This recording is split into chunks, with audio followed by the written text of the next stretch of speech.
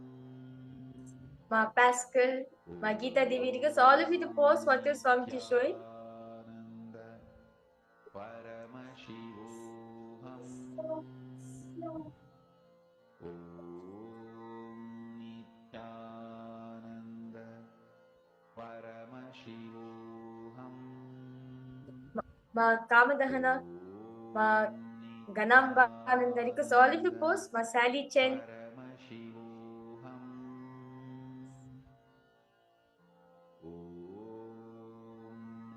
Nityananda Paramashivoham I request all of you to pause what your Swamiji is showing. That's fine. Whether Swamiji showed you colors also, it's fine. Paramashivoham Nityananda Paramashivoham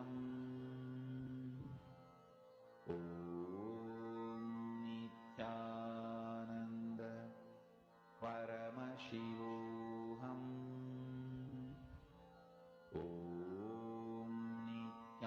Let's now verify all the answers. So, for all the participants, the picture which I was projecting for all of you, it's a picture of nature. So you can see there's an ocean, and also there's a waterfall. So you can see it's almost like there's a huge. You can see in front of the rocks, in front of the huge rocks. There's lots of water, and you can see this one side of the water. This one side there's the waterfall which is coming down. So this is the exact image which I was showing for all the participants. So if you're able to see it, so the predominant colors of this picture is like green, white, and blue. So if we see these colors also, that's nice. See, that's right. What is Swamiji showing you first? Whether Swamiji showing you even black colors, it's not. Swamiji is not showing you anything. That's fine. Post as it is. Just enjoy the beautiful oneness space which all of you are having with Swamiji. So let's do manifest one more round. So request all participants now to please tie your eyes. Close your eyes with the eye one.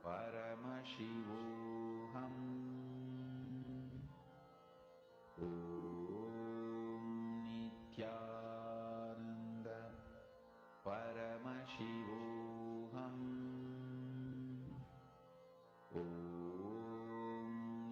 Now a picture is being projected for all of you. I request all participants now to chant the Mahavakya intensely. Connect to Swamiji. Paramashivoham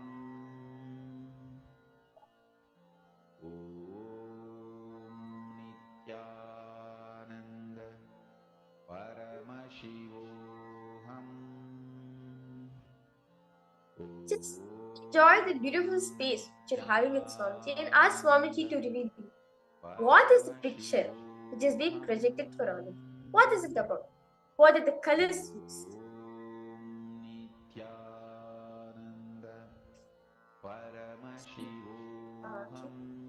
Enjoy that space with Swamiji. Nityananda Paramashivoham Nityananda Paramashivoham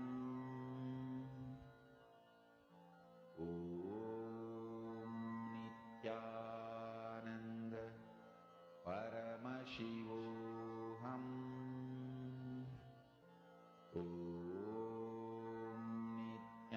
Nityananda Paramashivoham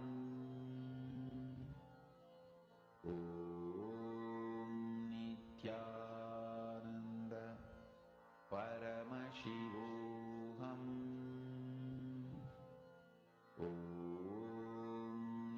Nityananda Paramashivoham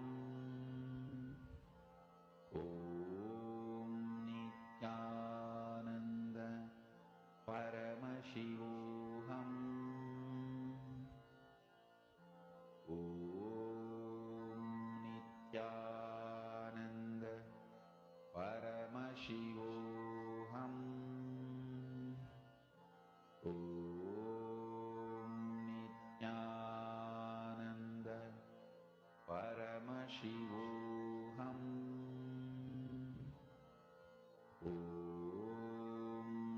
Nityananda Paramashivoham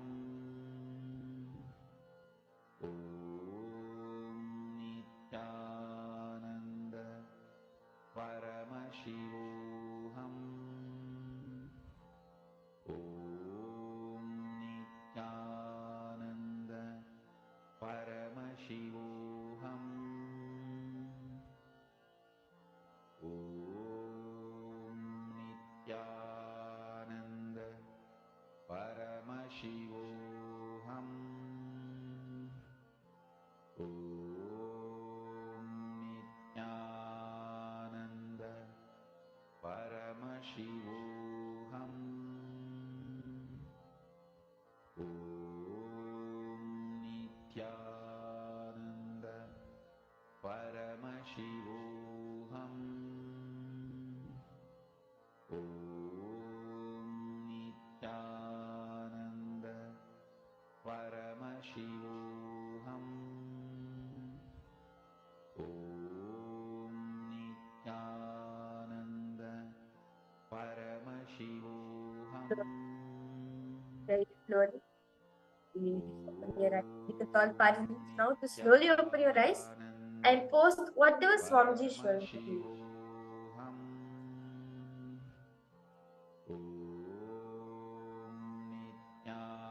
Nityananda Paramashivoham Mahavagya, spiritual lullaby for samadhi. What is Swamiji showing you? Request all participants to post as it is. That's all. Wake up song for Paramashiva. This The colors, Mahavagya what the image is about. is spiritual What is Swamiji showing you? lullaby for Exactly as to a fall posted in into the chat samadhi. section. Suprabhatam, wake up song for Paramashiva to wake up in you. Just remember this one powerful cognition. This So, Mahavagya the exact image which was projecting for all the participants is a picture of leaves. So you can see like the colors mainly used in is green in color, and you can see like if all the part if you see like nature based, if you're able to see like leaves, for Paramashiva to manifest. or specifically the leaves where the tips are With this sharpened, one spiritual powerful cognition, where the edges are sharpened a bit, that's for the full. chant this Mahavagya.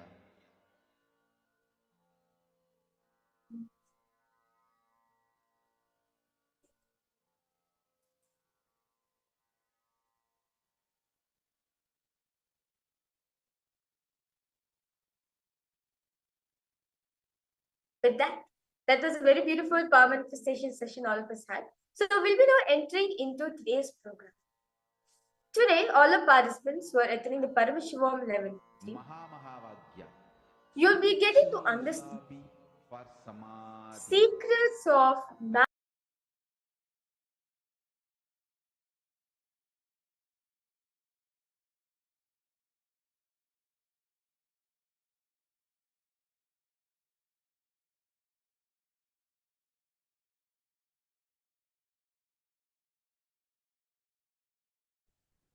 Nityanandam, everyone. Welcome to the Paramashivoham Level-1 program. With the blessings of the Supreme Pontiff of Hinduism, Jagat Guru Mahasannidhanam, His Divine Holiness, Bhagwan Nityananda Paramashivan's blessings, let us start our Jnana sessions with the Sadguru Vandanam. I hope all of you have enjoyed the yoga session and the power manifestation session of third eye. I hope all of you have enjoyed. Now we are going to enter into the Jnana sessions. Today we are going to learn about the Dhana Yoga, meaning wealth manifestation. Dhana, what is Dhana and how it become a yoga. We will going to learn today. Let us invoke Swamiji's presence with the Sadguru Vandanam. And please sit straight with your folded hands, head, neck, back, straight line, and chant along with me. Nityanandam Paramasugadam Kevalam Jnanamurtim Svanvatitam Gagana Sadrusham Tattvamasyadilaksham Ekam Nityam Vimaramachanam Sarvadi Sakshibhutam Bhavatitam Trigunarahitam Sadgurum Tam Namami. Namaste everyone. So,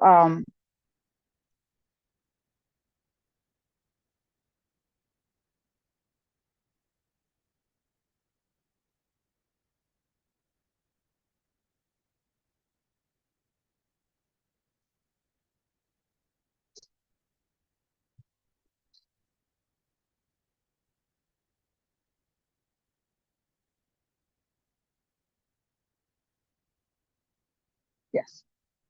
So, Nitya Dhana Yoga. Dhanam is wealth. What is actually wealth? Yoga. How we get the yoga abundance of wealth, we are going to learn. We are going to shift our cognitions and we are going to learn about the Dhana Yoga. The first primary cognition that you all need to, one moment. Am I audible to all of you?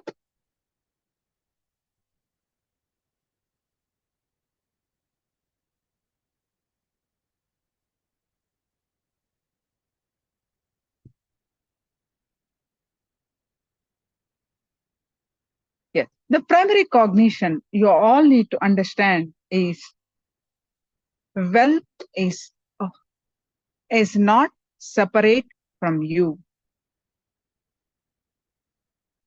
All of us think, how many of you goes to powerless space the moment you remember wealth or money? So many powerless cognitions we hold. And the first thing we need to understand is wealth is not separate from you. Wealth is an extension of you.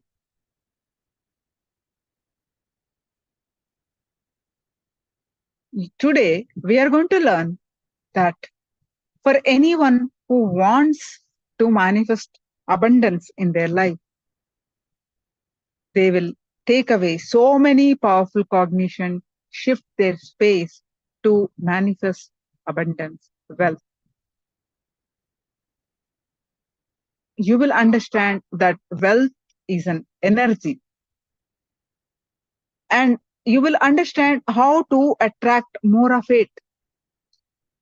And you will understand how to remove the inner obstacles that are preventing you from manifesting more abundance in your life.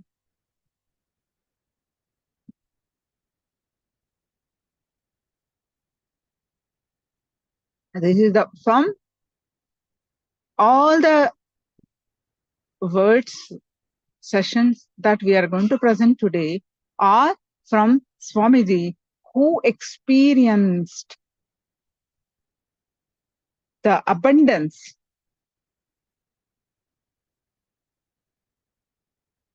from the innermost core.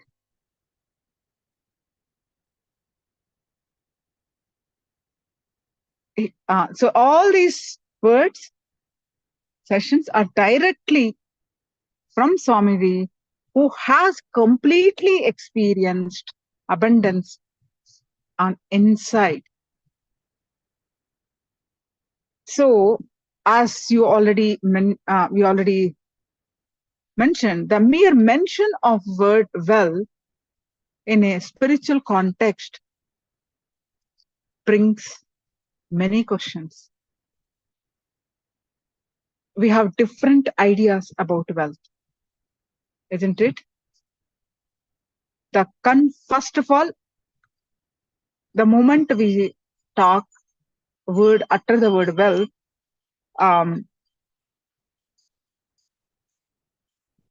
many powerless cognitions come, and on the top,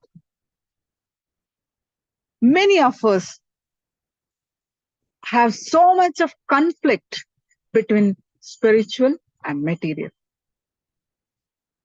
What wealth should be, what wealth should not be, and who should have it and who should not have it.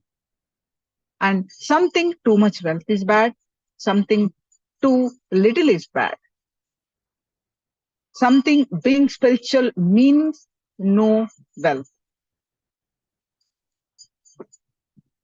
Some feel that they should not have to pay spiritual teachings. Everything should come for free. The truth is, any cognition that you hold, either what I presented now or any other cognition that you hold, due to the idea, all that why are you saying?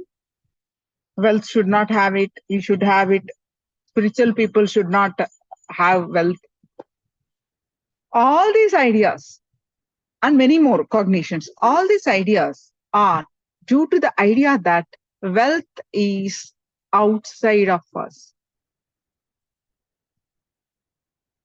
We have become disconnected from the inner abundance that is constantly flowing. We have become disconnected from the inner abundance that is constantly flowing. So today we are going to learn to rewrite our wealth story into how you always wanted it to be. Understand, by attending these sessions, you have nothing to lose, only gain.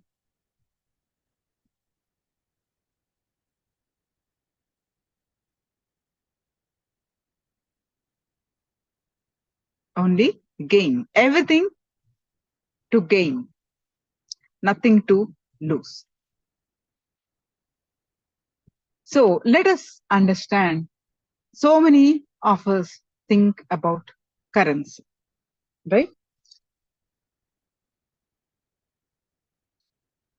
The current which keeps the currency moving.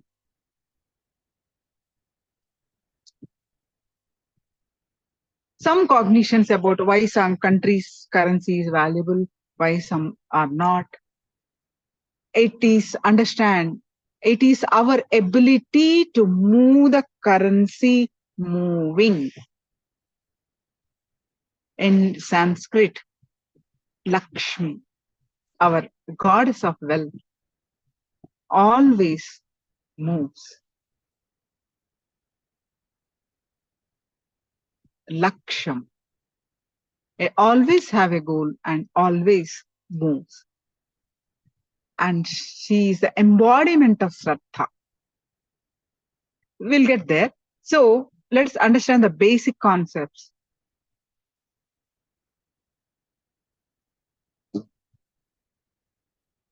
As long as the currency appears in front of you as a matter,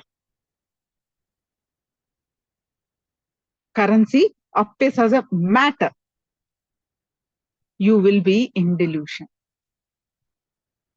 Currency is not a matter.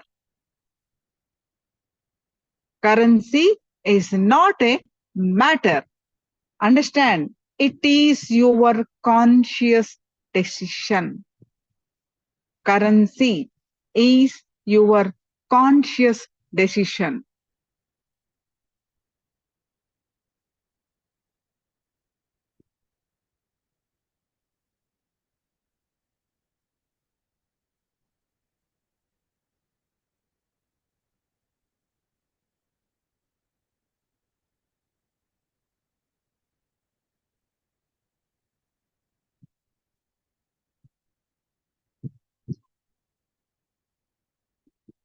Now, as long as there is an incompletion between you and the currency, there are the blind spots. Your decision to see, then how do we overcome that? The reason why you're not manifesting money, as all of you may be already aware of it, that the moment you have the separation and incompletion between you and the wealth, there are the blind spots, and those blind spots are the ones stopping you not manifesting what you want to manifest. And one more very powerful cognition is your decision to contribute to the world. Your decision to be intelligent enough through your contribution. Your decision to inspire. Your decision to inspire people to support you back. It is all the whole triangle of wealth. When the mass starts getting frustrated about currency, the collective global economical meltdown starts happening. Economic meltdown is nothing but mass getting to the understanding, majority of the mass getting the understanding, trying to come out of the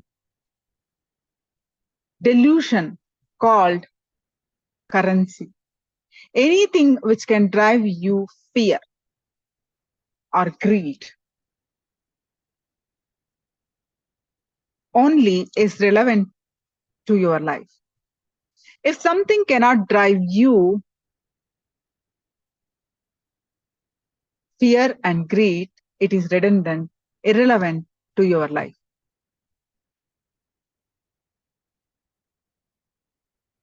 Now, let us understand what Paramashiva says about wealth. Wealth as per Paramashiva from Agamas. What Paramashiva gives? Agamas, right? So what he said, what is there in the scriptures? You need to put your energy in the direction of wealth, not in the direction of currency. Currency should be your byproduct. Early morning, you wake up, you should know what is your life out of freedom, joy, and live the whole day. Because you are breathing, your currency should follow you. Please, this is one more powerful statement.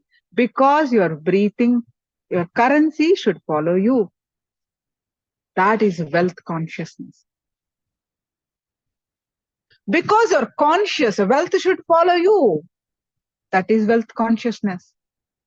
Understand, any hitching towards the wealth is not earning wealth. It is only getting tortured towards currency. Your hitching means you are tortured toward the currency, nor the wealth consciousness. Wealth as per Paramashiva from Agamas says your ability to intelligently enrich the society in some form or the other. Enriching does not mean only through teaching. It can even be stitching their shoes. Even that is enriching. Enriching in some form, enriching in the humanity in some form, and doing it very intelligently and inspiring the humanity to contribute back to you so you can continue to enrich. That's it. That is wealth. That is wealth consciousness. That is the strategy for wealth.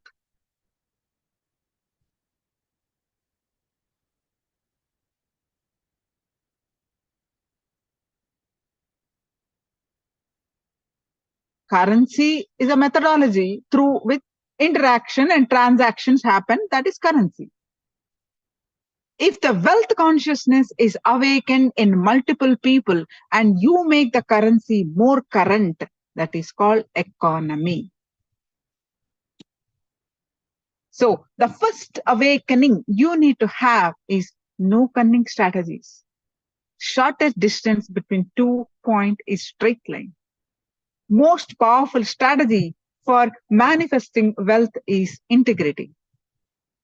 If you really interested in living with wealth forever, living with the wealth forever, the most easiest and the right strategy is integrity.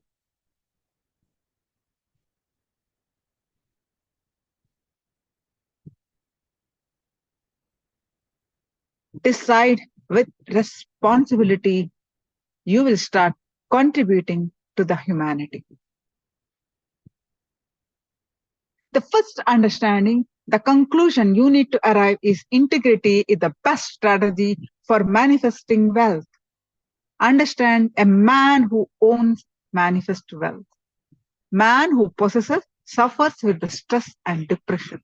Now let's understand the step-by-step understanding once after we listen from Swamiji about currency is not wealth.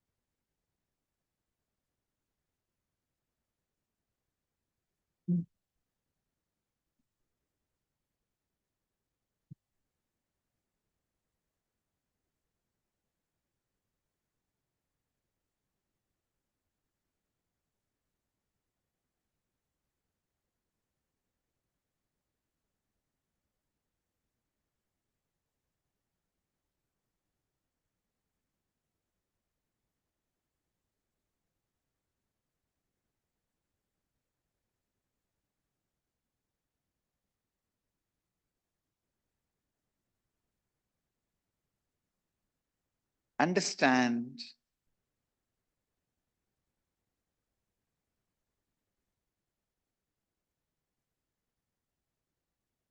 its own limited utility. Do not equate just the money for abundance, then you are mistaken.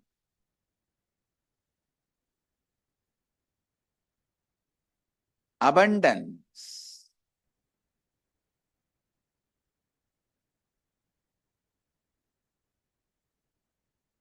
having completely everything you want in the life and having completion with everything you have in the life. Understand the abundance.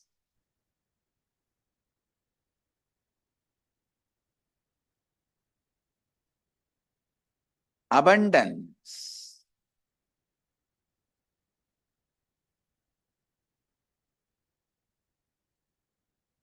is the space from which you can manifest. Go on manifesting the life as you want.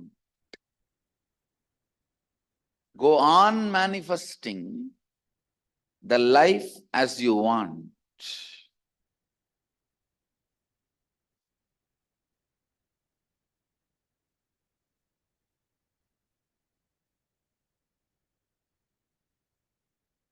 If you just have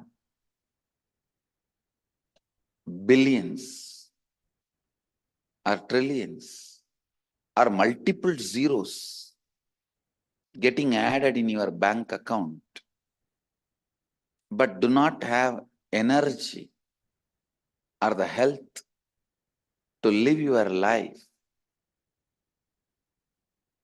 and feeling tired and bored all the time, I won't call you person with abundance. You may be a person with a lot of money, but not wealth or abundance.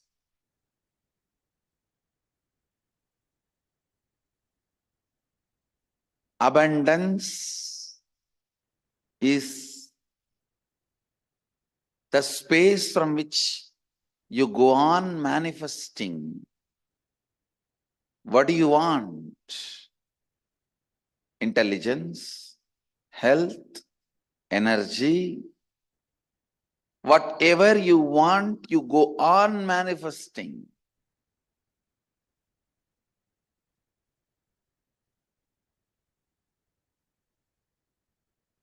So the difference between money and abundance should be made very clear. I am not saying don't have money. I am not saying don't earn money. No, I am not saying that.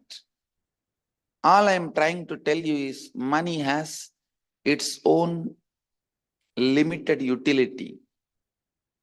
Do not equate just the money for abundance, then you are mistaken. Money is great in its place. That cannot be equated to abundance.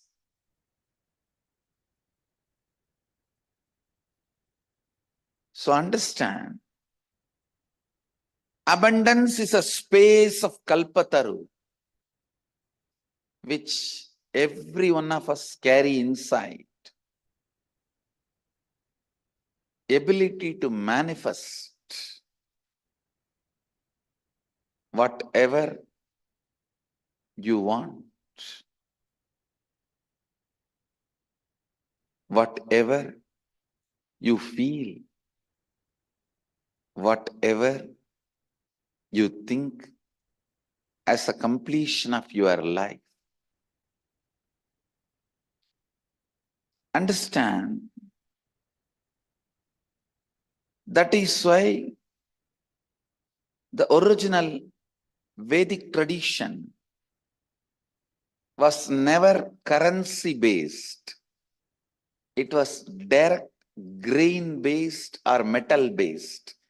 The lower rung of the economy was grain based, and little higher rung of the economy, the mid level of the economy, was metal based. The highest level of economy was precious stone based, but never imaginary currency based.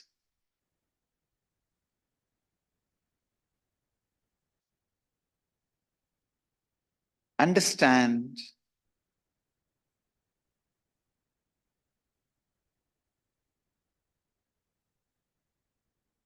I am not against the currency, or I am not against the money, but you need to know, just money alone cannot be abundance. You need to have clear idea about abundance. Only then you can manifest it.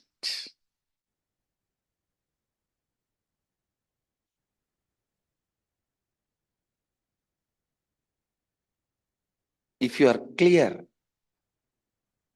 about what you want, 90% of your problem is solved. If you are clear about what you want, you have reached it 90%. 90% of the journey is done.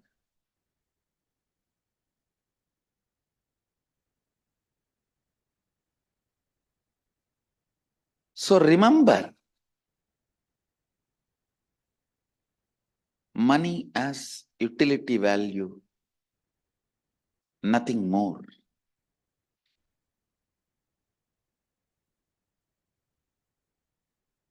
Abundance is something more than money. It may include money also, but it is more than money.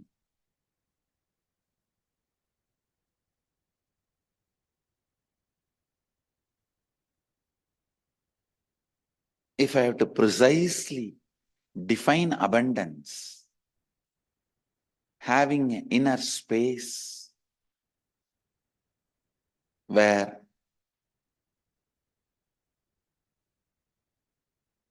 you manifest,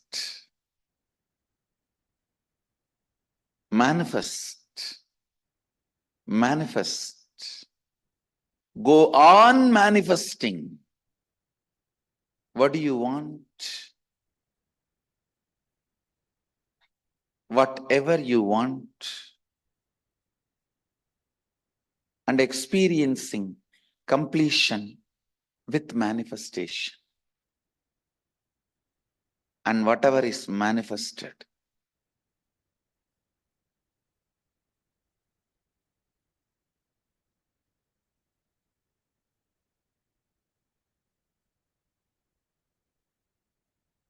so be very clear about the word dana.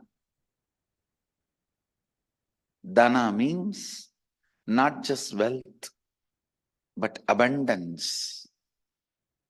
Nitya Dana Yoga means today and tomorrow,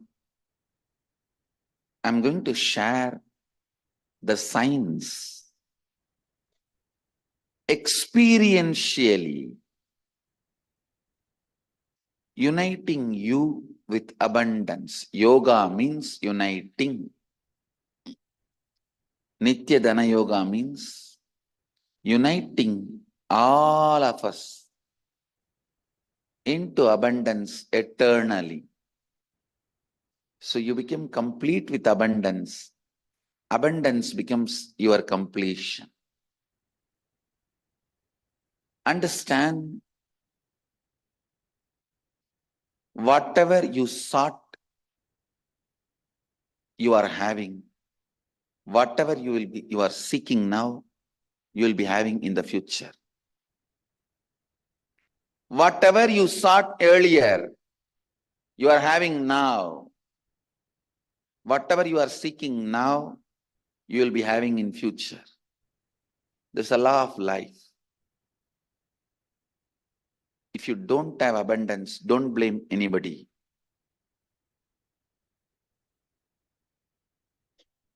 Maybe this is what you sought. You may ask, why will I seek poor health? Why will I seek poverty? Why will I seek all this? Why? We will see the answer further. And how to get rid of this mind or pattern which is seeking wrong things. We will see that too. Understand,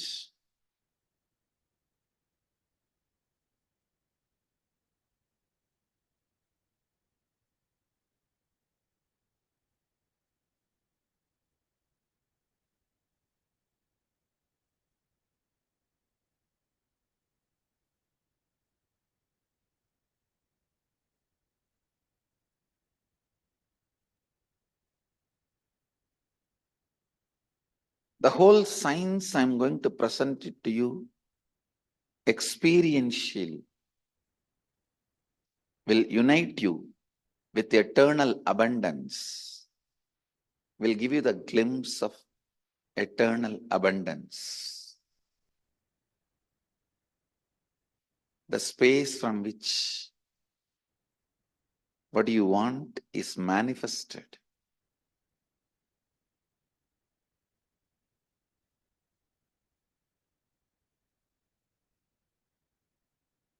I'll introduce this science to all of you.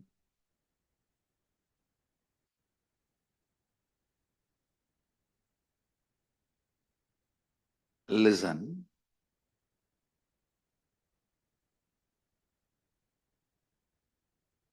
The patterns, thought currents, mental patterns, internal thought currents you carry related to your actions are stored in your muscle memory.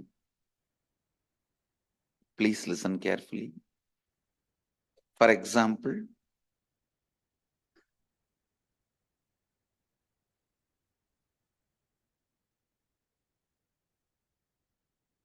if you work for 6 hours, you will become tired. If you carry that internal thought current, by 6th hour, you will be tired. Sometime, if you are driving to see your friend, after that 6 hour also, you will not be tired because that doesn't look like work. Listen, friend's house is never too far away. Because the memory you are going to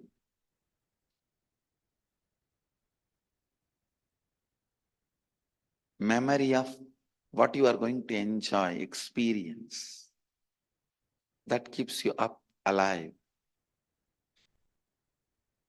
and active.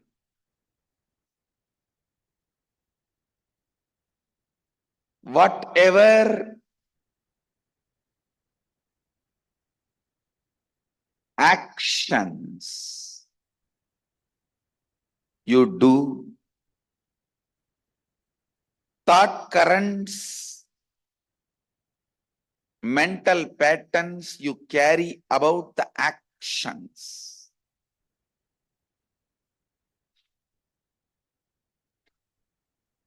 get stored in your muscle memory.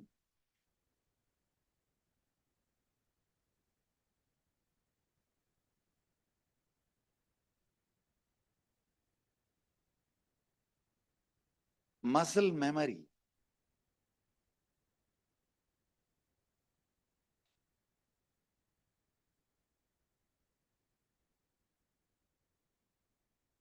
This is the first word you need to understand. All your thought currents, mental patterns you carry about your actions get stored in your muscle memory. All the thought currents, mental patterns you carry about your own self, I call that as cognition. That stays in your biomemory. Listen. Your idea about wealth.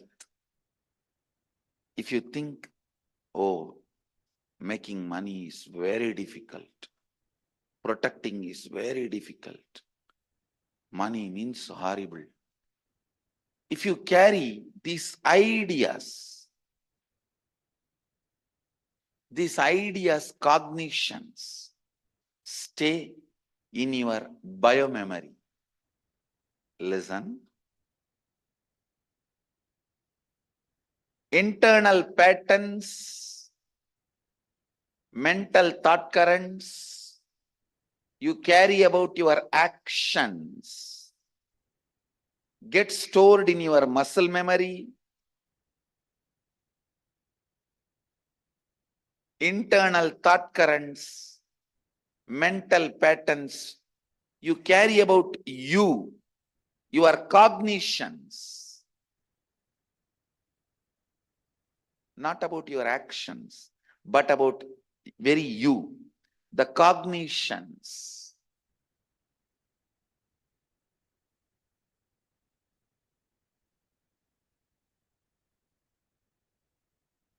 Those very cognitions are recorded in your biomemory. For example, if you carry the cognition, rich people are always rude, violent. That very cognition is enough. It will never make you rich. It will never allow you to become rich because you feel, if I become rich, I may become like rowdy. I may become arrogant. Understand? The cognition you carry is very important, whether for money or for wealth or for abundance.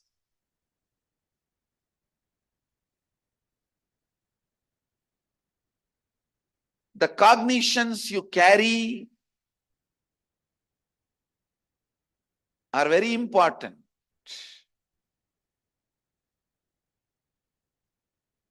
If you are attracting poverty, if you have attracted ill health, if you have attracted incompletions in your life, be very clear. You have attracted it. Means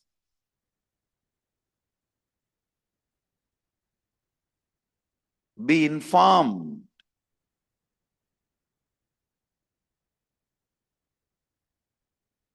Either in your muscle memory or in your biomemory, you carry mental pattern or internal thought current which cherishes, enjoys poverty, ill health, incompletions for various reasons. You always associate that piousness with poverty. You always visualize being pious with poverty. Maybe you cherished a wrong visualization, a wrong image, a wrong thought current, a wrong mental pattern.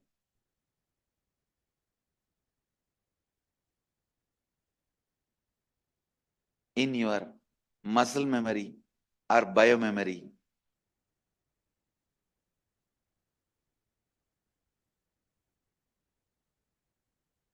In your doing cognition or being cognition. In your doing memory or being memory. Maybe these two words you will easily understand. Instead of muscle memory, we can use the word doing memory.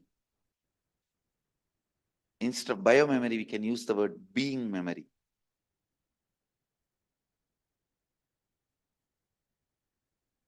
Doing memory, being memories.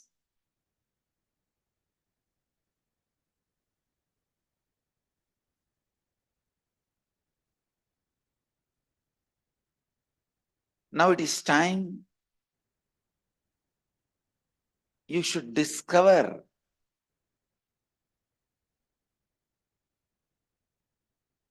the wrong mental patterns, internal thought currents you cherished, enjoyed, entertained in your doing memory and being memory. Once you discover, cleaning them up, purifying you, completing you is my responsibility. I'll awaken your bioenergy, God particle in you, where you and me are one and the same. I'll awaken that God particle in you, the bioenergy in you, where you and me are one and the same. And when that God particle, that Kundalini Shakti, bioenergy in you is awakened, when that gets flooded into your doing memory and being memory, it becomes pure. Purifying your doing memory and being memory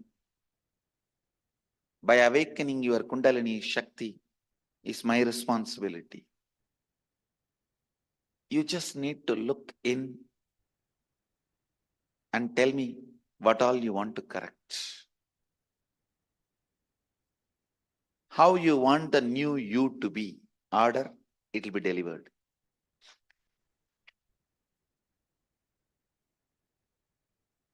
That is why I'm introducing this science. I'm introducing this science to you to make you understand and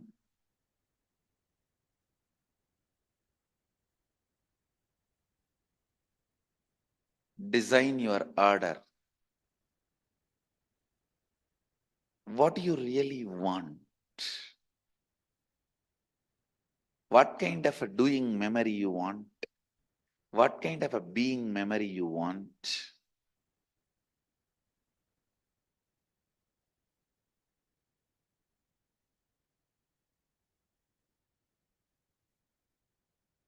So I'll give you the essence of this first session. Please listen.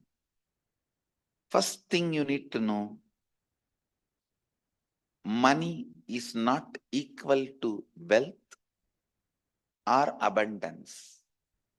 Money is only a method for certain wealth.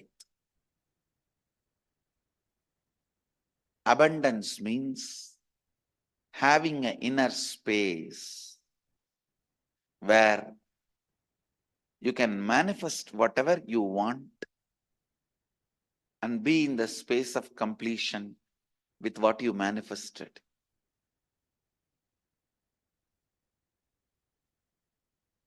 Next,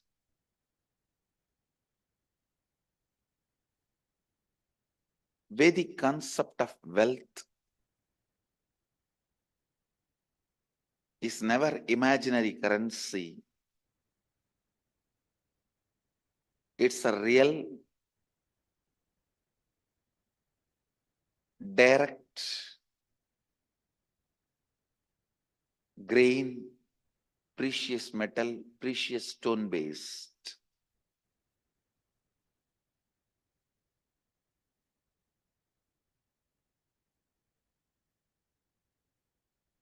Next, the science. Listen.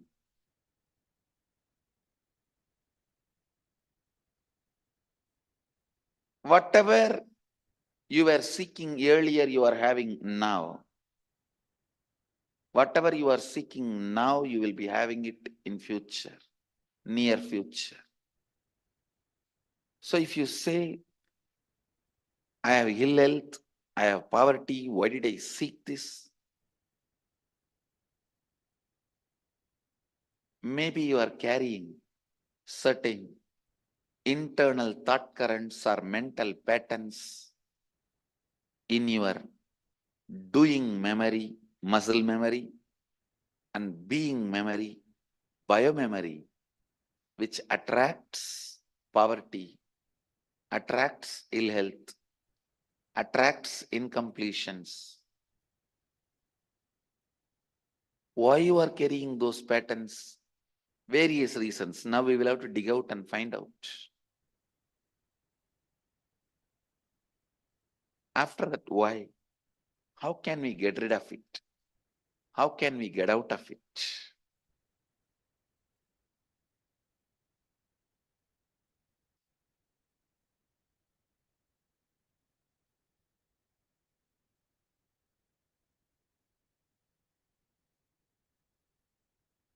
First,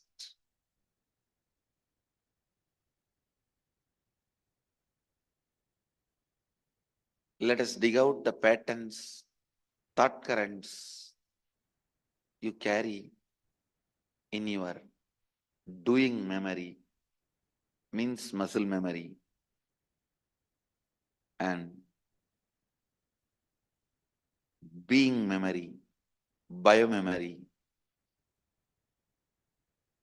about money, about wealth, about abundance.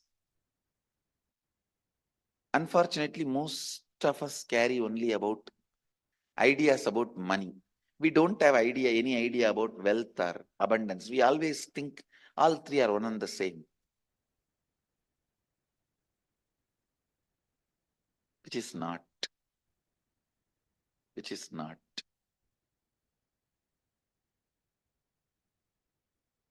Now,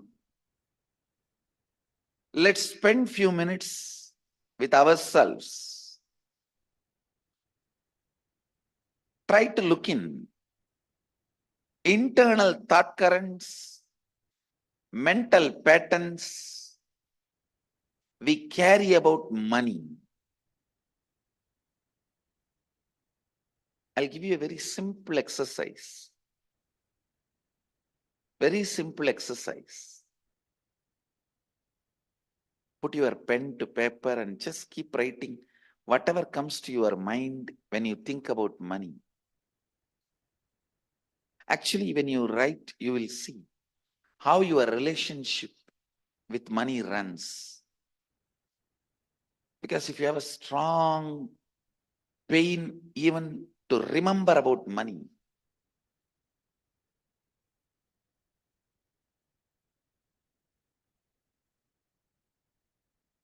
sometimes people believe unless you cheat, you can't get money. People with money always grab all these mental thought currents and internal patterns you develop. Whatever is there, let us first dig it out. You may feel poverty is pious. Sometimes you may even feel reverence for poverty. Understand,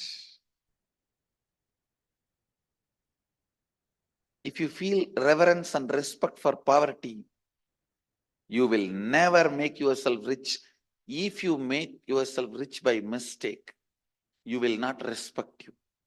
As long as that pattern, reverence and respect for poverty remains in you. Understand? Maybe some wealthy people are arrogant, but the wealth and arrogance is nothing to do with each other. Even without wealth, I have seen many people arrogant. If you think all wealthy people are arrogant and wealth has something to do with arrogance, you are mistaken. You have not looked into the reality. Maybe you have taken one or two wrong specimens and came to conclusion. You did not do your homework properly.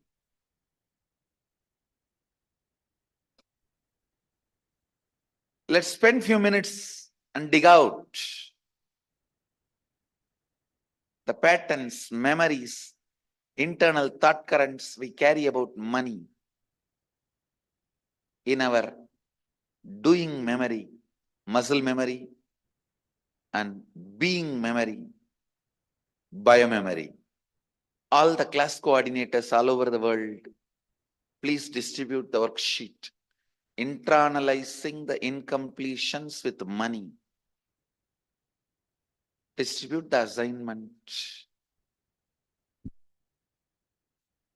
Please do not talk to each other and see the worksheet. Start penning down the answers for all the questions.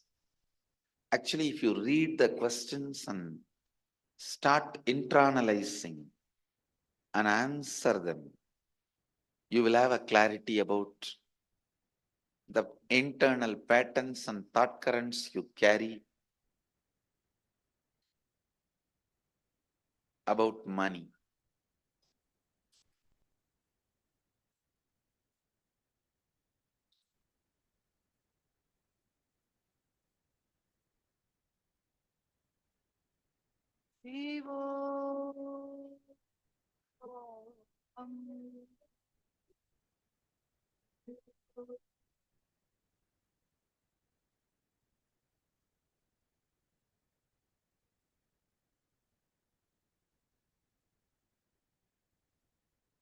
Listen sincerely, authentically.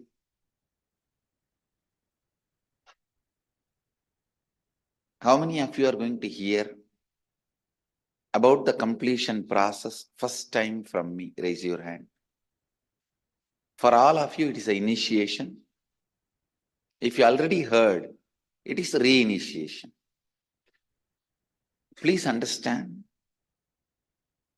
In the last session, we discussed only about the problems, patterns, thought currents, incompletions you carry in your muscle memory and biomemory. Listen, patterns, thought currents, incompletions. Incompletions means the past thoughts, emotions, patterns, hangovers, residues sitting in the present and suffocating you, not letting you live your future is incompletion. Understand?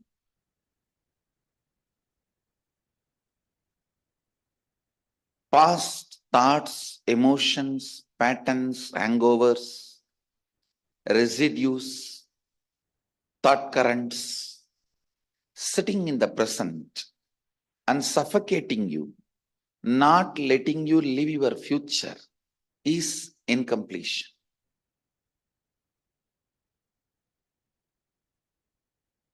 When these thought currents sit in your muscle memory, doing memory, they bring tiredness, sickness.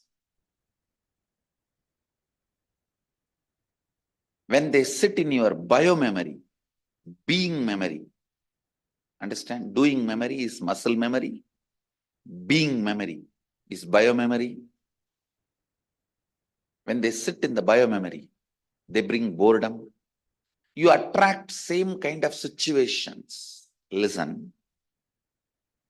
If you feel everything I do in my life, when it is about to become successful, it collapses on it. It fails. How many of you feel that way? It means something seriously wrong pattern sitting inside your bio-memory. It needs to be cleaned up. We need to clean this up. Clear? Understand?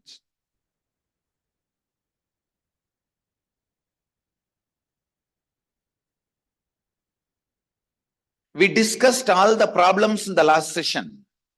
Now only we are entering into the solution. Now only we are entering into the solution. Listen to the solution. I wanted all of you to listen to the solution.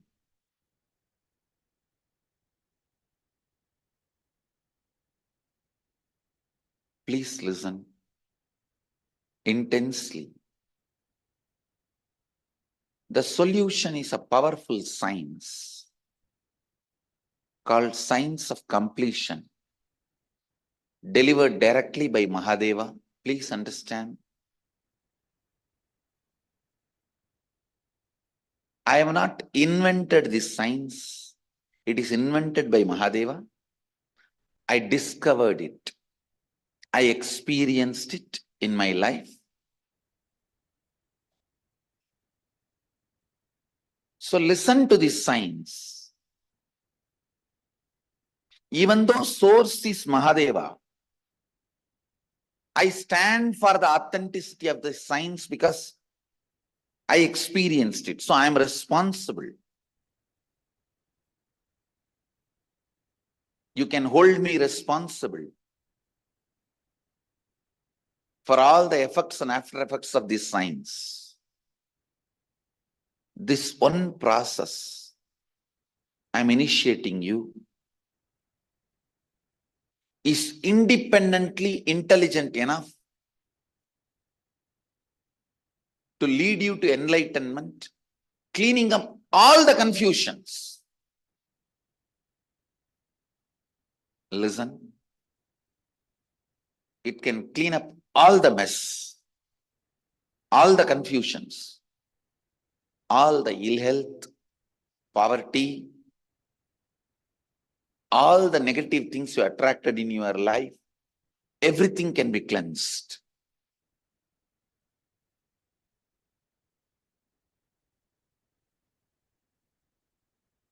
I just need you to be listening carefully because the technique is very subtle.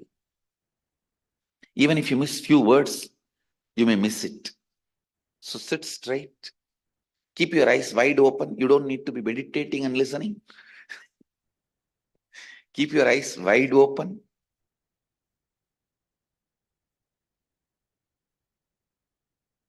Listen. Please listen carefully.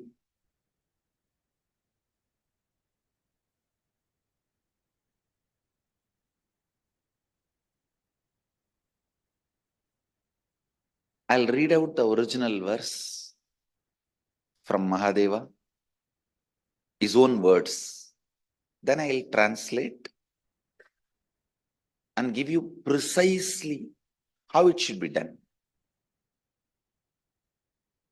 Mahadeva is cosmos, cosmic energy, and he also assumed the body as Adi Guru, maybe 60,000 years before, and again assumes body many times to revive the science he shared with the world. So listen to his original words. It is from Shivagama, Shivanyana Upanishad, 94th verse, 22nd technique. Chittat yantaha kritir nasti mamantar bhavayet iti vigalpanam abhavena vigalpair rujito bhavet.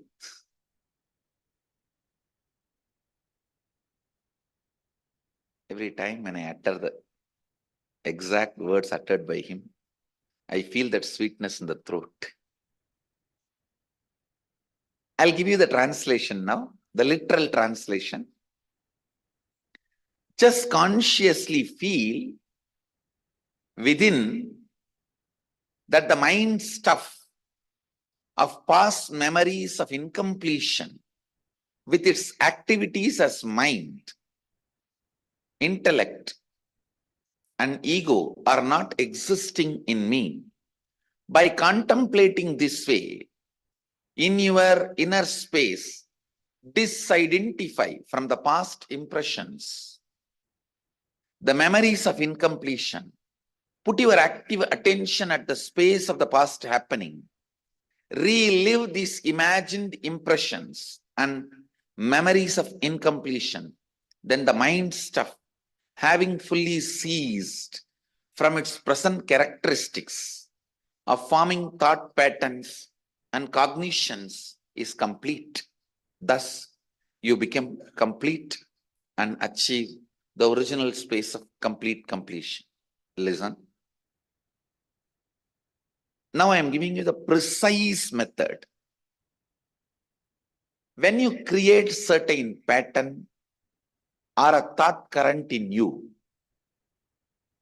which is negative, you suppress some amount of fear, anger, violence, those emotions in you. Please understand. If you want to make a dent on this lion, you need to do it with a lot of force. Same way, only when you hit yourself with a suppressed anger, violence, fear, some emotions, you create the dent called incompletion in your inner space. Listen. The suppressed anger, fear, suppressed anxiety, suppressed emotions only can create a dent in your inner space called incompletions. If those suppressions are released, automatically the dent will be released. Listen carefully. So now I am going to help you to get into each of your incompletions. Either you can dig out the incident when that incompletion started, or the incident where that incompletion was prominently occupying your inner space. It can even be recent event. For example, you have the fear of handling rich people. Maybe it would have started at the age of 7, when some rich uncle came to your house as a guest and you did not behave properly, or you did not recite the poems you memorized in your school. And this is the greatest torture Indian parents give for their kids. Whenever kids, some relatives, friends come, the kids have to do all the circuses they taught. I never did in my life. I never did. Once my uncle tried. I just spit on his face. He never called me again. I'm not asking you to do that. I'm just telling you what I did. My uncle tried to call me, and actually my uncle saw that the way I was doing puja in the morning and reciting all the mantras, he was so impressed. He got his friend and he called me and said, please recite all the mantras and show to him. I just his face. I got frightened. And he never tried it again. No, this is one of the biggest torture the Indian parents give for their kids. Don't do this for your kids. Now, every time when some relatives come, you have to do all the drama and circus you know, and you learnt, and it is such a torture.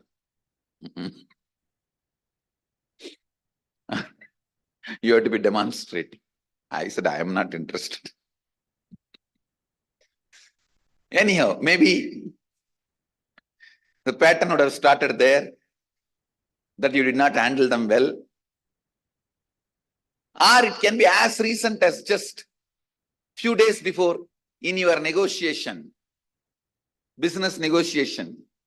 It did not go well because you did not handle the other guy well. It can be any incident. It may be any incident related to that pattern.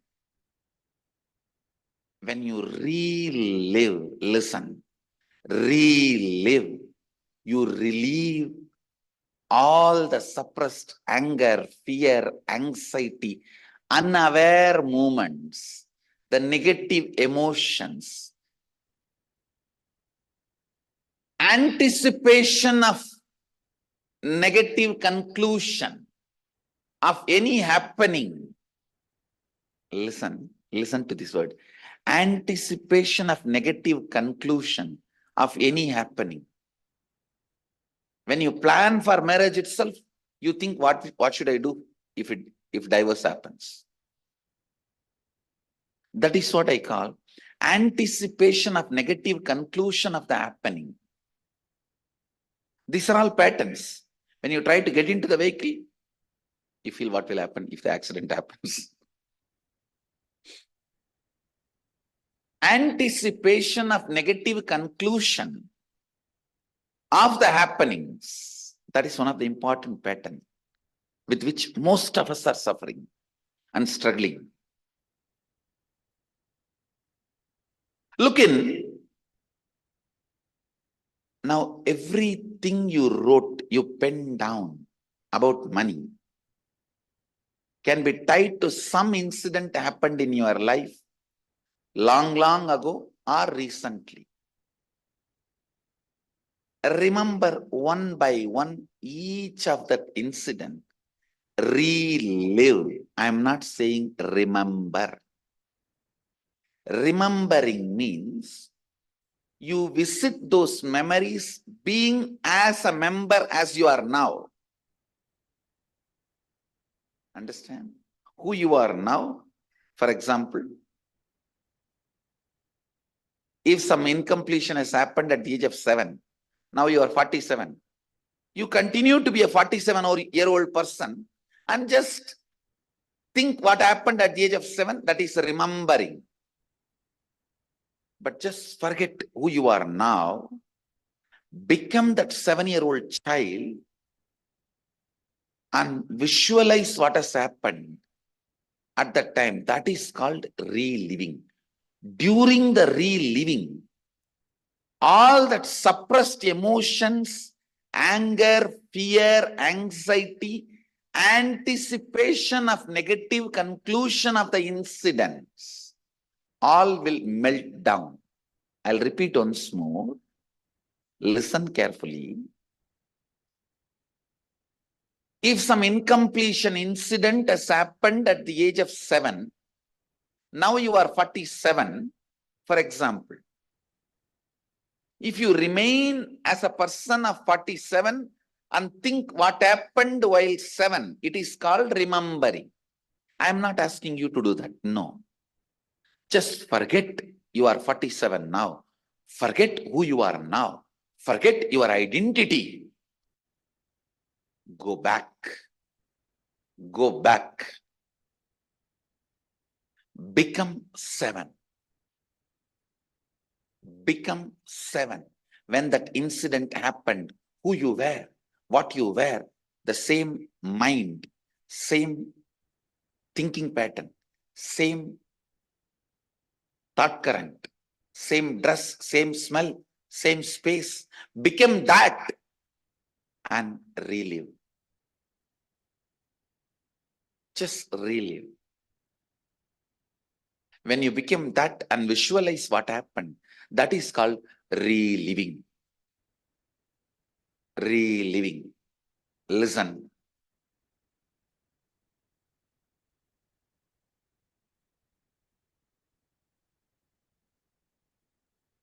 Listen intensely.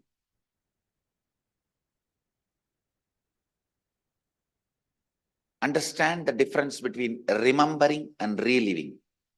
I am asking you to relive. When you relive, all the suppressed anger, violence, fear, anxiety, and anticipation of negative conclusion of happening, all that will start melting down.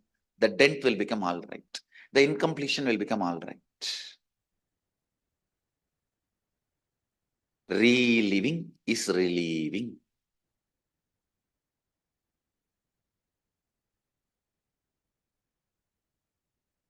When you relive, you may have all that what you built up inside will all be released. You may have tears.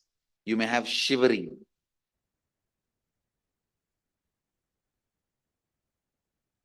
You may have all the built up, suppressed emotions breaking up and leaving your system. Allow it. Nothing wrong. Allow everything. After all, I am here. I'll clean it up. Let all that leave the system. Let you become as beautiful as your original form, Mahadeva. As beautiful as your original form, Mahadeva.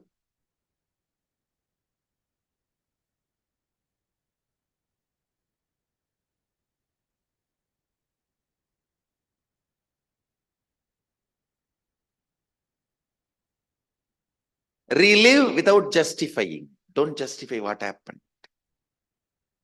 Don't say what happened is right or wrong. I am not asking you to pass judgment. No. I am asking you to relive. Just relive.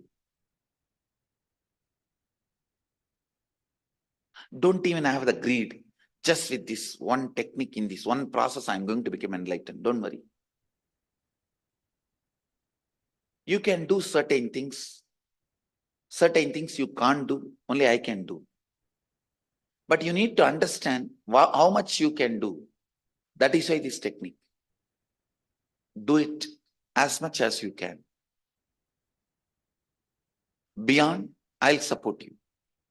I'm here to support you. I'll make completion happen in you.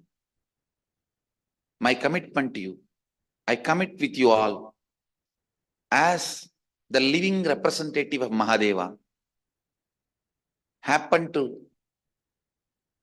I happened and happening to transmit this experience of completion to all of you. And I'll do my job. I commit with you all. I'll completely burn all your incompletions and bring completion to all of you. I'll support you. So sit straight. If you want, take few minutes and read whatever you wrote once. so that all the incompletions you need to complete, you can remember now. Please close your eyes and sit straight. It'll be nice if you if you put the eye band.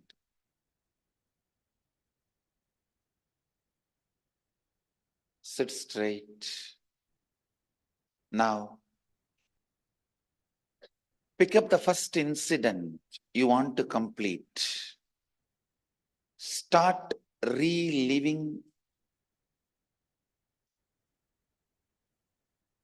Forget your present. Forget who you are now. Take few moments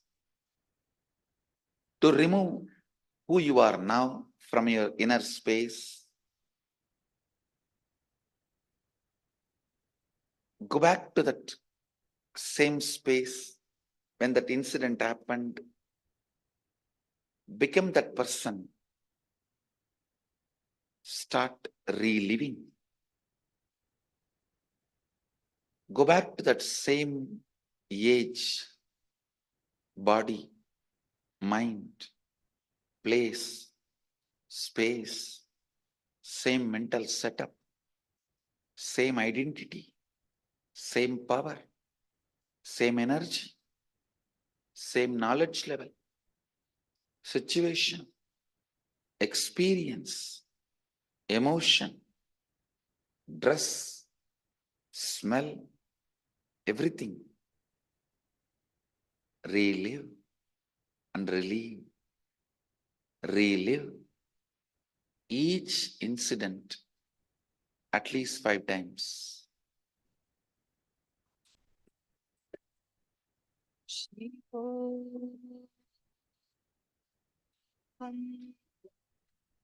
can open your eyes. Continue with this completion process every night before you go to bed. It will bring so much of powerfulness in you, healing in you. Let's gather for next session. Thank you. Be blissful.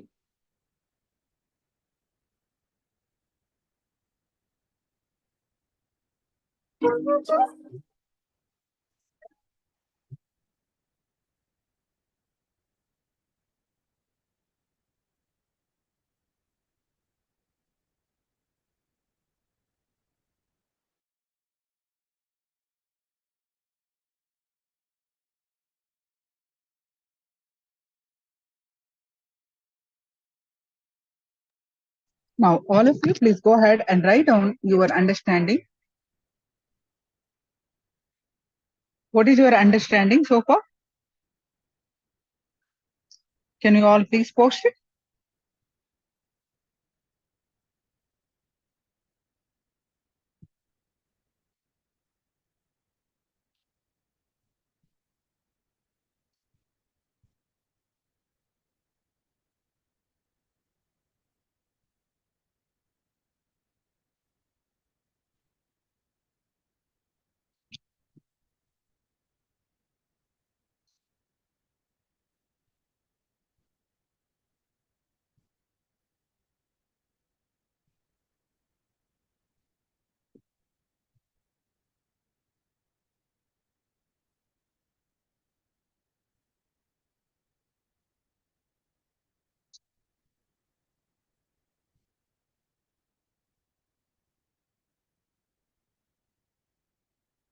And we're going to move on to the power manifestation of levitation.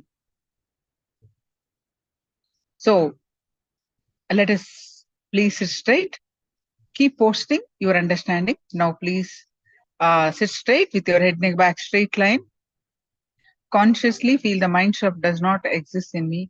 Disidentify from the past. Okay. So sit with the lotus posture or cross leg.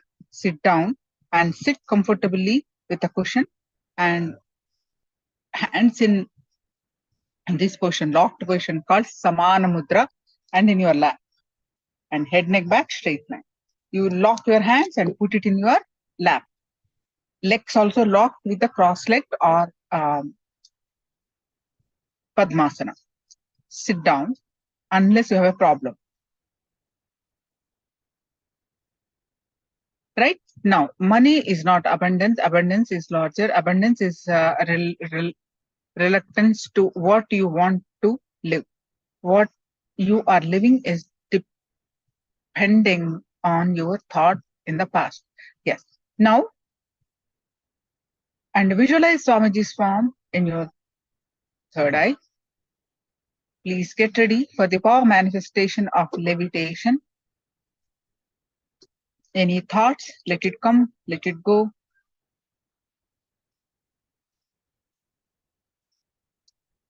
Sit with a clear context that Swamiji is Paramashiva, and meditating on the form of Swamiji will awaken your third eye. You will awaken, raise your Kundalini Shakti.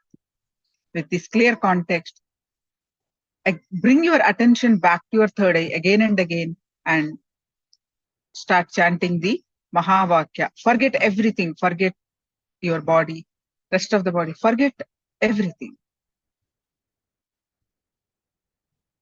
Let us start and experience the space of oneness by chanting the Mahavakya, and with that space of oneness, declare to lift off the ground, declare to levitate, manifest the power of levitation.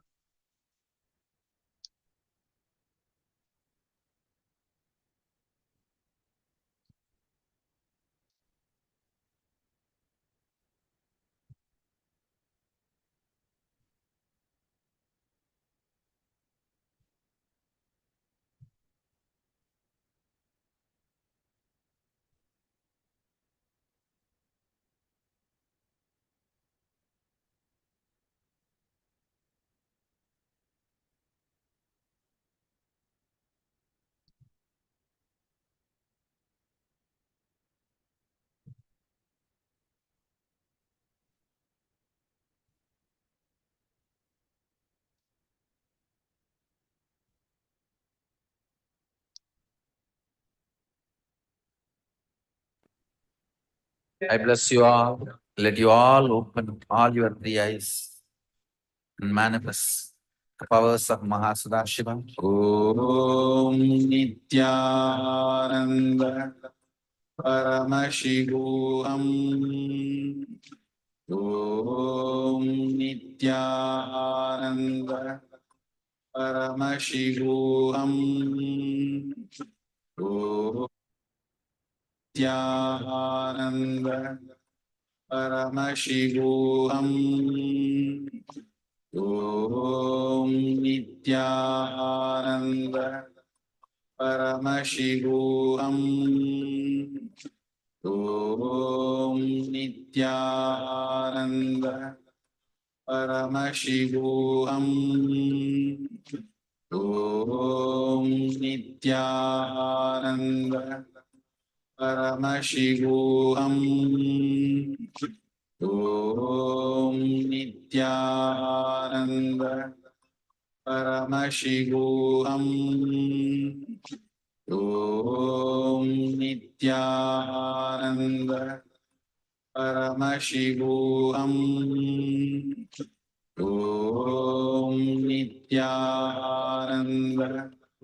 Paramashivoham.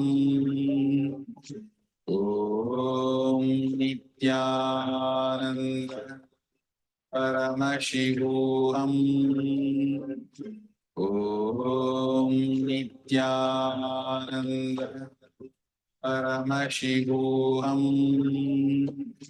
Om Nityananda Paramashivoham. Om Nityananda Paramashivoham. Om Nityananda Paramashivoham. Om Nityananda Paramashivoham. Om Nityananda Paramashivoham.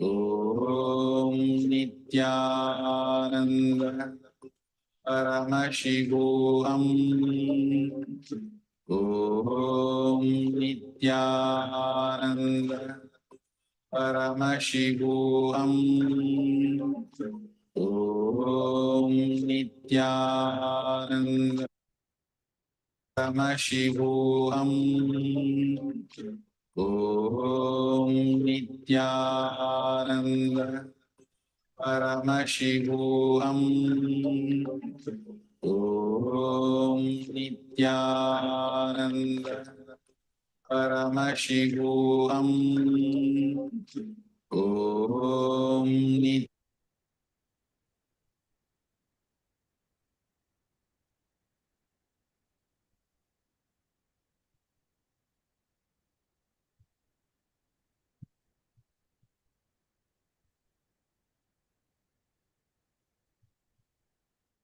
Yes, now all of you, please go ahead and share your power manifestation experience.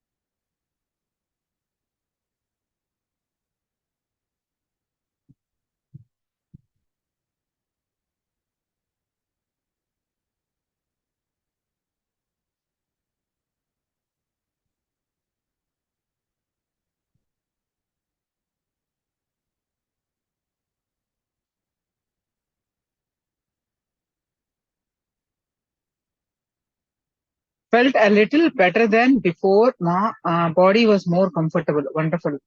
Pascal says, Ma Pascal, very intense. My body was trembling, body lighter and lighter. My legs and knees raising, but but button still on the floor. It is manifesting, Ma. It is happening. Wonderful manifestation, actually. Yes. How about others? Are you participating in the power manifestation? Participation is life. What is happening, Sripuram? Seen, hey, Chirpy, all of you have to participate and intensely, actively participate. Every word of Swamiji, listen, and you will surely get a breakthrough. But you need to listen, you need to help yourself. We only can provide the opportunities. If you do not do the power manifestation, how will you experience the Kundalini awakening?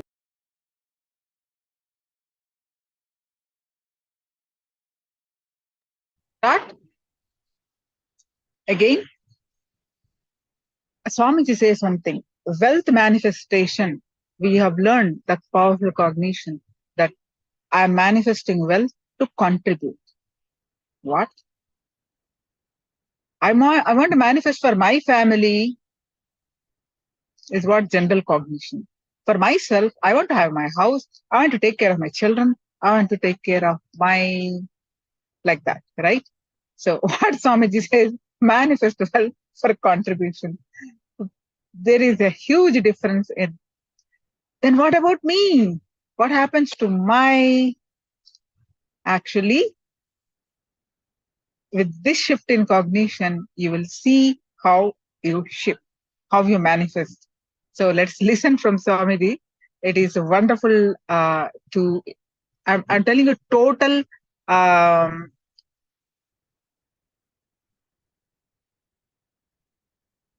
um,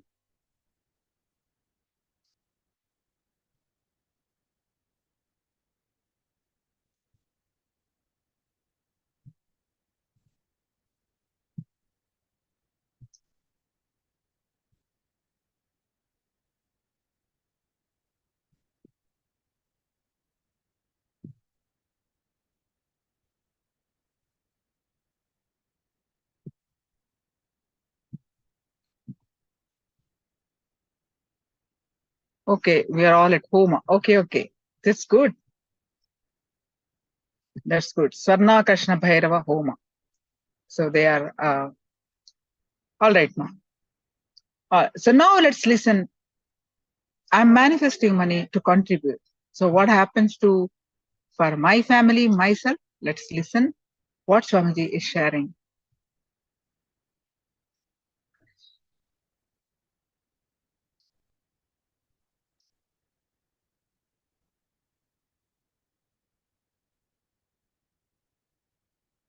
Happening very successfully. Each one discovering their root thought pattern of suffering and getting ready to go for the next level. Please understand, all the first batch participants also continuously do completion. Purnatva is required. Only then you will be ready to experience that Brahmanyam Bhagavutradam. Now only we are weeding out. If you just know all the weeds exist and if you don't remove it, then you can't experience the Brahmanyam Bhagavutratam.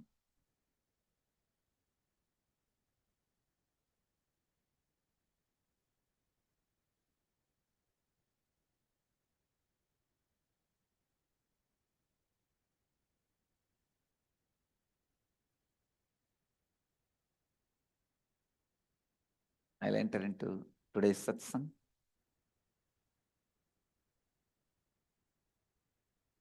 on authenticity, Katopanishad.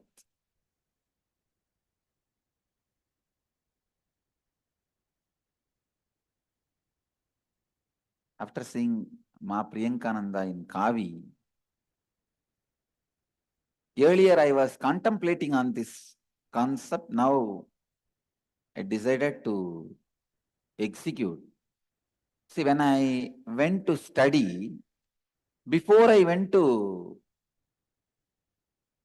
study in that polytechnic college, whatever you call it,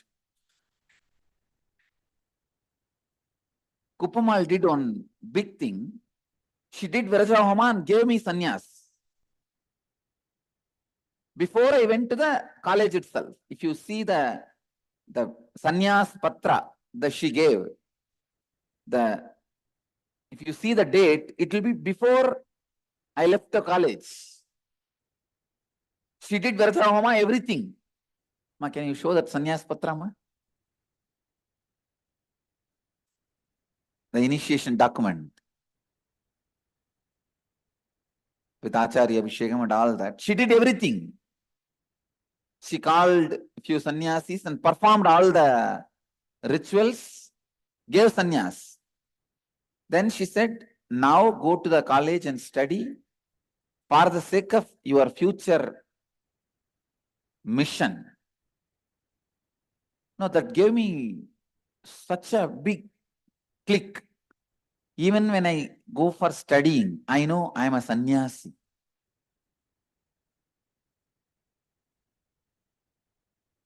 In Buddhism, they do this. They give sannyas and then send a person to have the regular education. It's 24/5/94 means which year?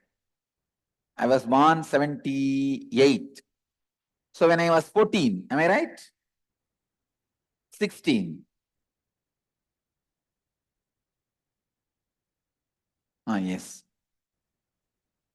Yes. I think in the first year. She gave in the first year. Am I right? I actually left the house only when I was 17 and a half.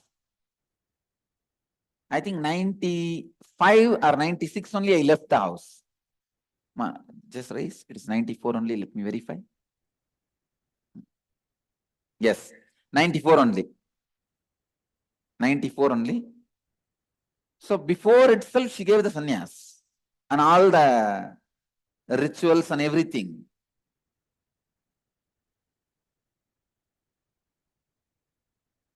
Initiation, Acharya Abhishekam, and declaring that I'm an incarnation and all that. Before that itself, she finished. It has done a very big impact on me. So now, all the youngsters who are planning their life future is sannyas very clearly with integrity and authenticity. And if once the family also agrees, I'm going to give them the Krama Brahmacharya Diksha. Upakrama Brahmacharya, and then send them to college for education.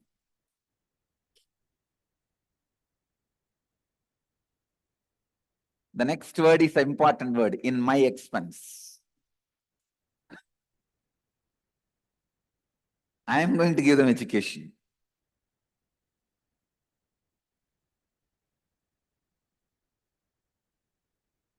Sangha will take the responsibility.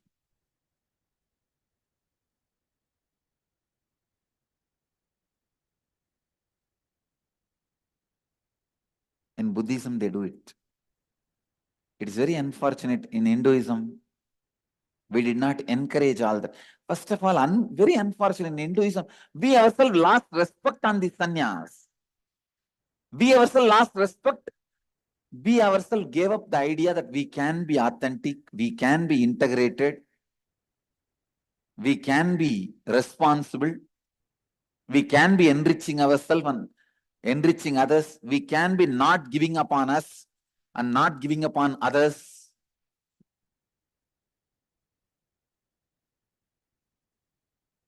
I can see now Chennai Alvarpet Center also. So next step I am opening. Just like Annalaya, Vidyalaya,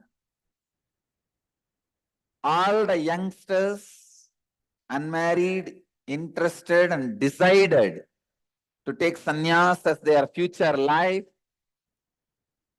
you can apply.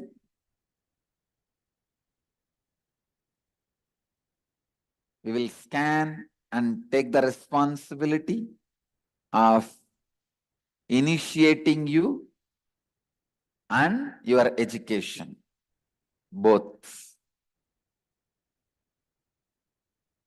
Immediately we will have a question. If they study and then don't come back, become sannyasi, go away, what is the wrong? What is there? After all, I want to educate thousands of people, give this as a service. So give this as a service, over. And let us also trust the integrity of the people. Not only we being integrated, when we are integrated, anybody comes in our presence becomes integrated.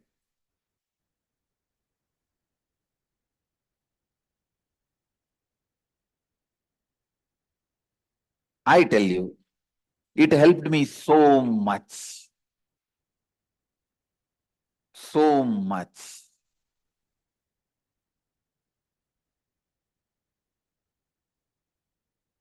Now, Abhuda is jumping first. Me. Manisha, now whatever I spoke, give it as a clear introduction and put it in the website. anywhere from around the world. They can apply.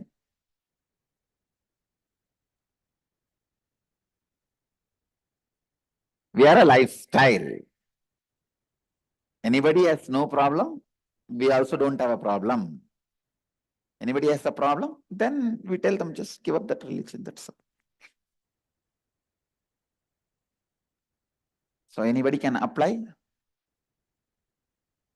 Because I see so many youngsters are waiting. At least from my memory, I can say some 50 youngsters are waiting.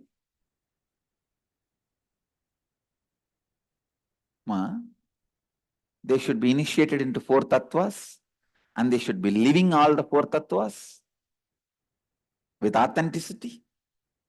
We can call them all maybe Guru Purnima or Shivaratri, initiate them.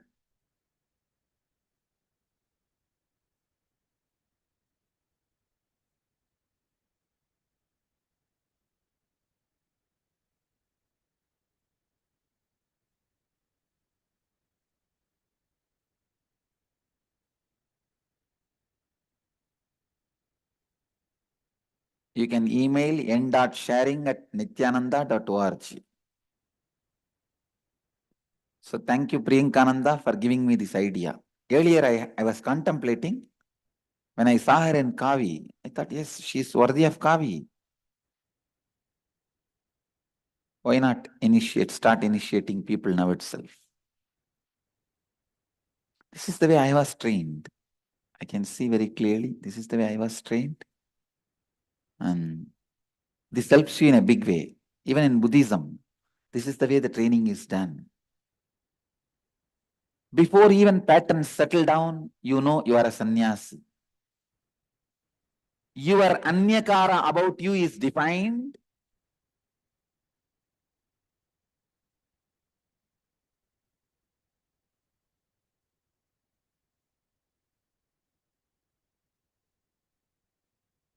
So that you can live sannyas. I'm getting message from Kumbhapuri. Many sadhus from Tamil Nadu are coming and attending our satsang in Kumbhapuri, it seems. And Pujananda is telling me, please say a few words and bless them.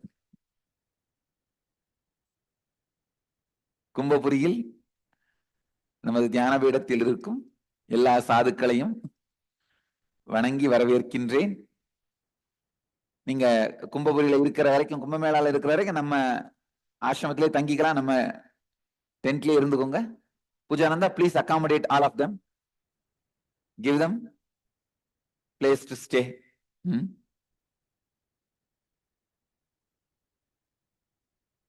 Seems they are all coming regularly to morning satsang.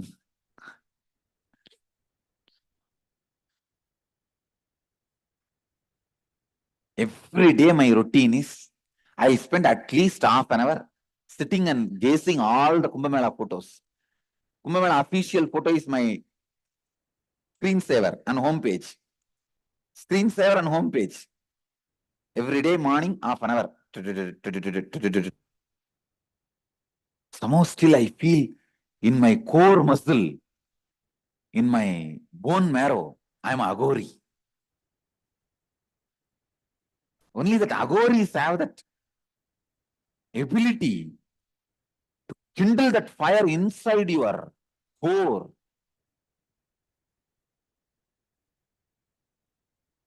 See, so many sampradayas, Bairagis, Ramaya, Jatadari, the Vaishnavite, so many sampradaya. But only Aghoris create that in your core muscle. God.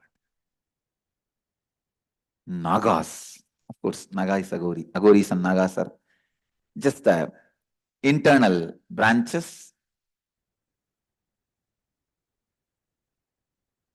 of the Shaiva Sampradaya. Shaiva has few internal sects, which is Lingayat, Shaiva Siddhantis, and Kashmiri Shaivites, Aghori and Nagas, Kaulamargis, Natha Sampradaya, Natha Panthis.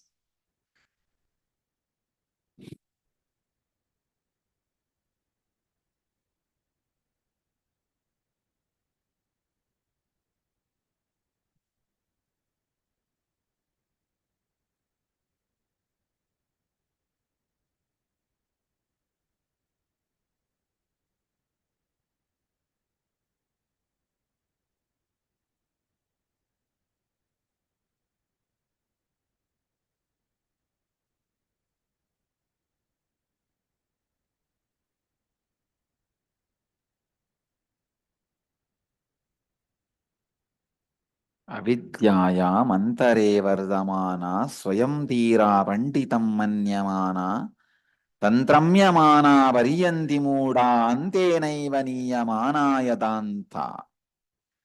Kathopanishad, 2nd chapter, 5th verse. I was talking. Today I'll expand on the same verse. Inauthentic ones yet imagining themselves as authentic just because they had knowledge which is not yet become experience. Go round and round in crooked ways just like the blind led by the blind.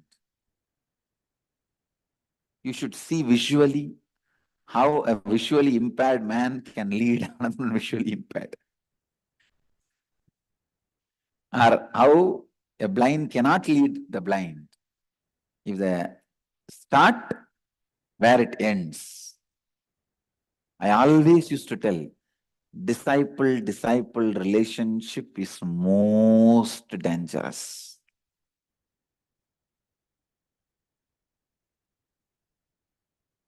Most dangerous. Because one unconscious is talking about another unconscious. One unconscious is, please understand, listen. I am not saying one unconscious is talking to another unconscious. One unconscious is talking about another unconscious. Means they don't talk about me. They talk about their images about me. When a disciple talks about me to another disciple, he doesn't talk about me. He talks about his own unconscious projections.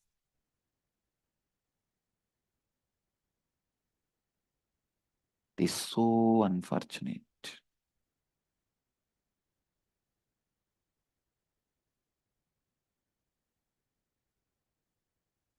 That is why I insist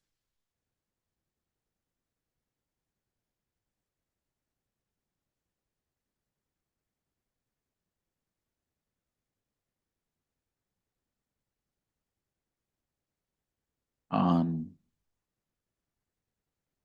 the important truth.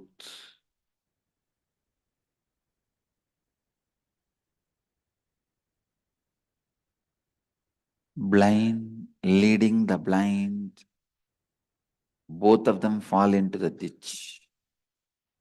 When blind leading the blind is the most dangerous.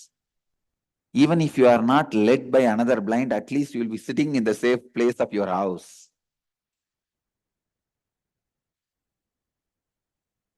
See, if you are not led, what you will do? You will just sit in one corner.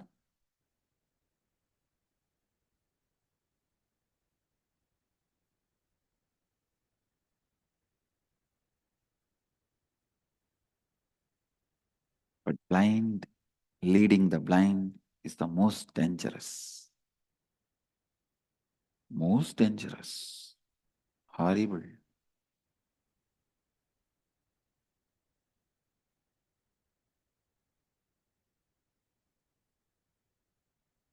Avidyayam antare vardhamana swayam dhira panditam manyamana tantramyamana variyanti mooda ante naiva niyamana yadanta.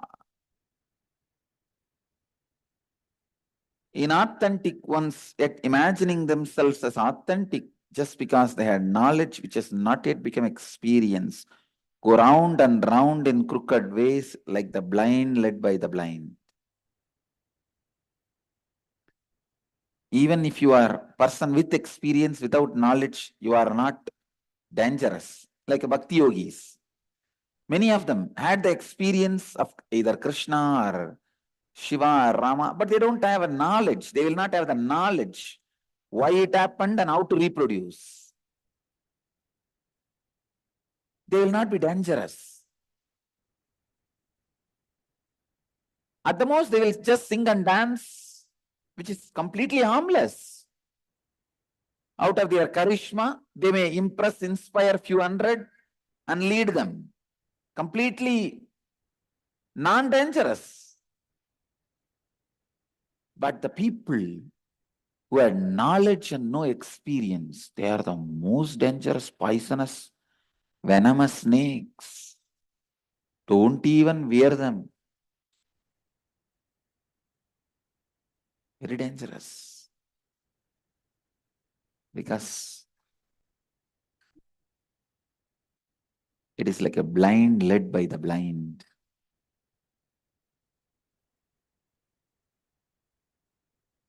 Antena tamasavrita. Avidyayam antare vardamana swayam dhira panditam manyamana tantram yamana varyanti muda antenaiva niyamana yadanta.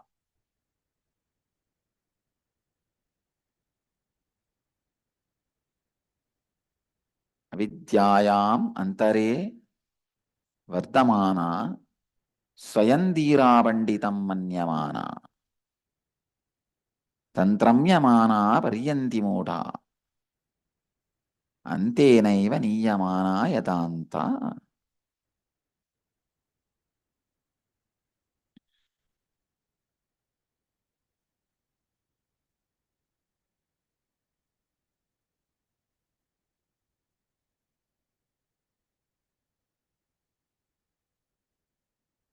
Inauthentic ones yet imagining themselves as authentic just because they had knowledge which has not yet become experience go round and round in crooked ways like the blind led by the blind.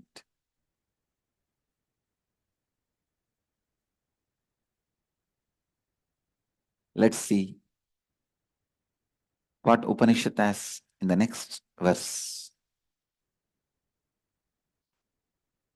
Nasamparaya pradibadibalam pramatyantam viddamogena mudam ayam logo nasti parayidimani punap punar vasamapatyate ime.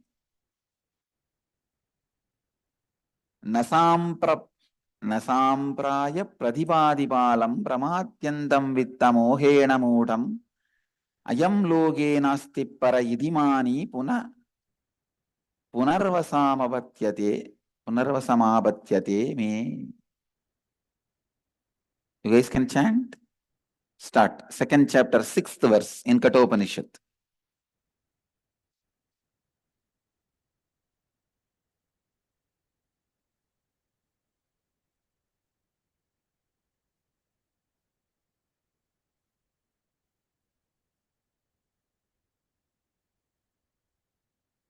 Once more.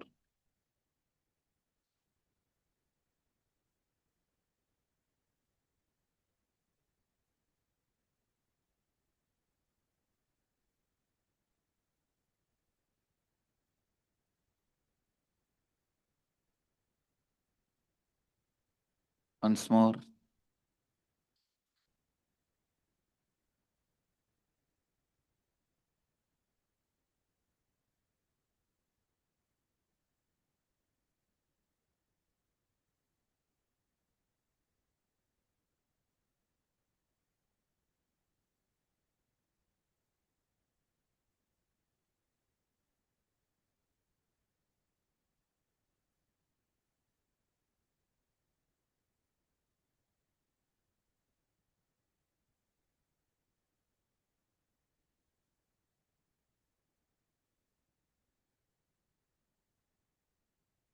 Nasampraya pradibadibalam pramatyantam viddamohena mudam ayam logo nasti parayitimani punar vasamapatyate me. The hereafter never rises before the thoughtless child, the ignorant, deluded by the glamour of wealth.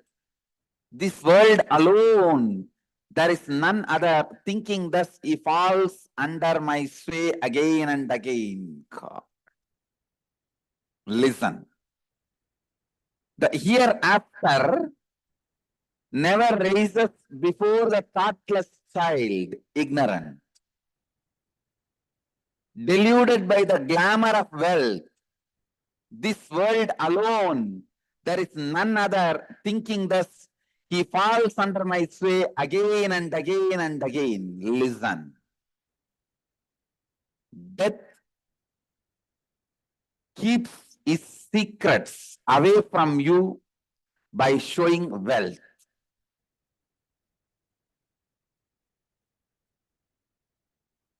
Ramakrishna says, when mother is cooking, child is crying, she first tries all the possible ways. She gives toys, she tries to give candy, she tries to give everything. If the child is pacified with that, then mother goes on with her work. She doesn't bother. She doesn't come.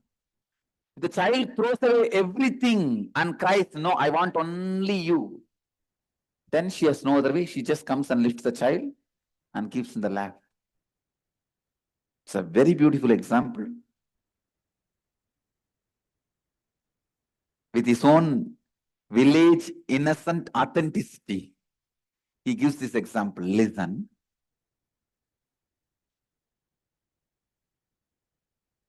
When your life evolves from fish to tortoise, tortoise to pig, and next level, after you enter the human body, the first thing, what is the further thing?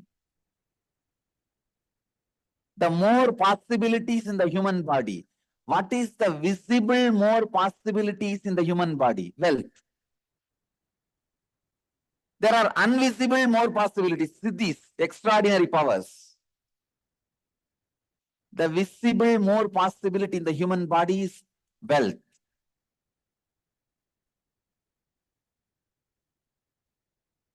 I have always seen, even in the ashram, if somebody comes to the ashram as a volunteer or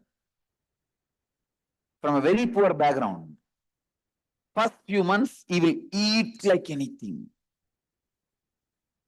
But if they come from the upper middle class background, first thing they will start Nirahara Samyama.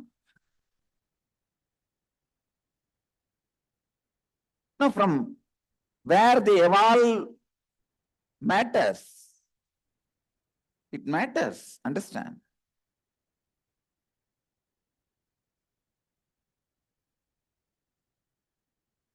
Even in Ramakrishna Math I have seen.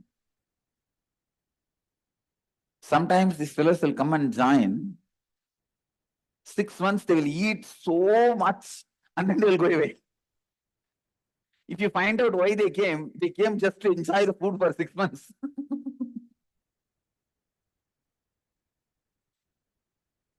Our Swami used to say, all right, this Annadanam, leave it.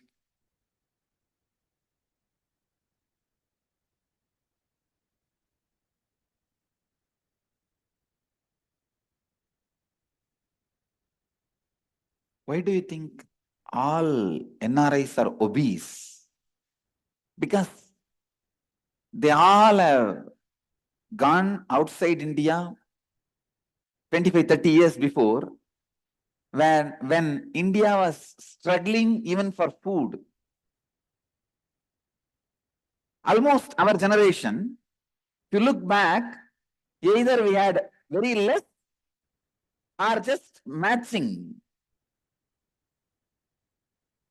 Authentically, how many of you feel when you were young, your family was struggling for even regular food? I will raise my hand. I was from that kind of family only. Yes. So naturally, when these people go and settle there and when they see so much wealth, the first thing what they do? Eat. Because that is the first possibility. That is the first possibility.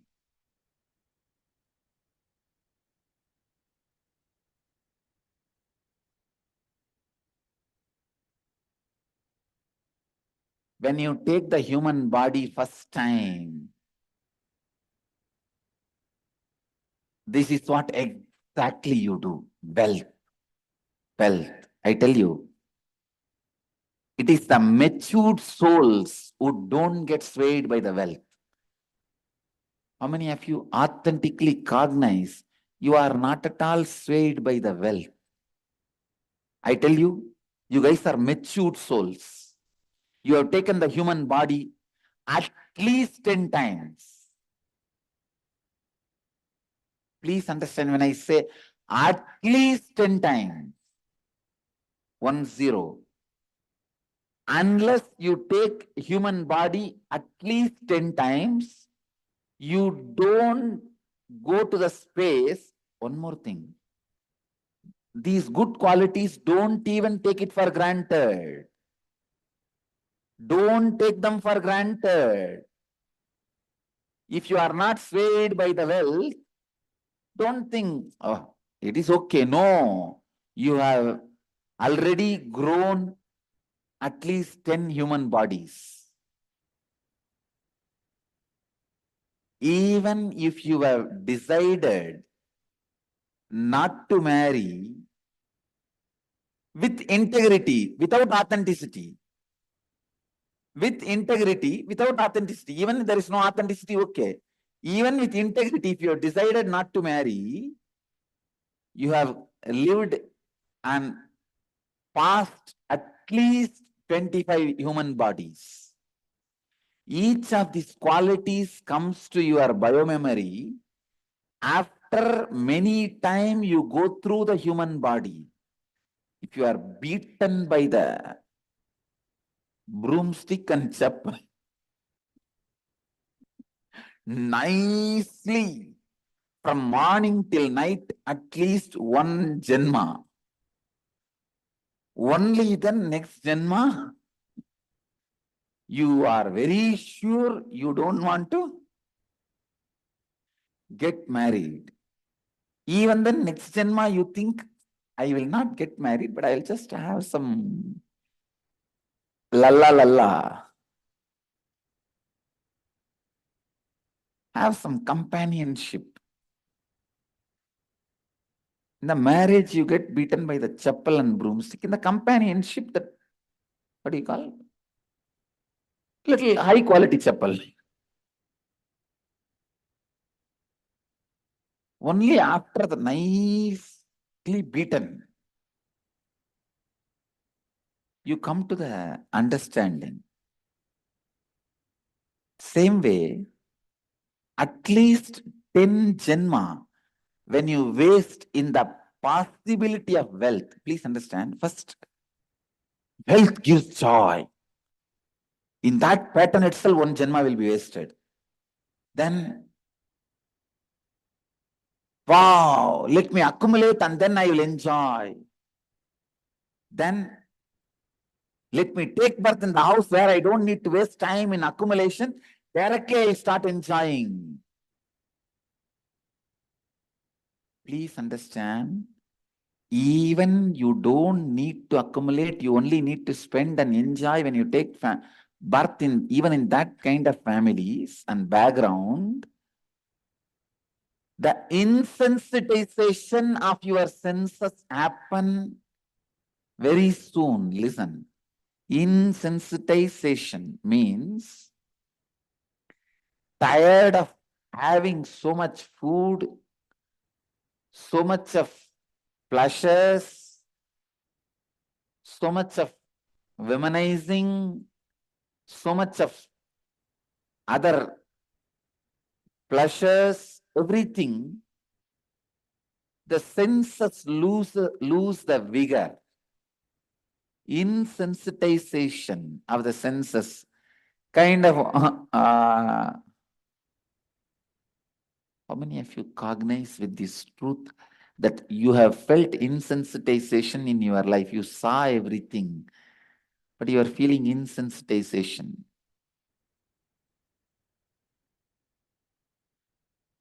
This is the way this comes after a lot of maturity. First, money gives pleasure. Run. That itself, at least one janma will go away. Then various methods of making money. Then various methods of making money and having pleasure. Then, no. Too much time is wasted in making money. Let me take birth in a family where enough money is there. I directly start spending. Straight pleasure.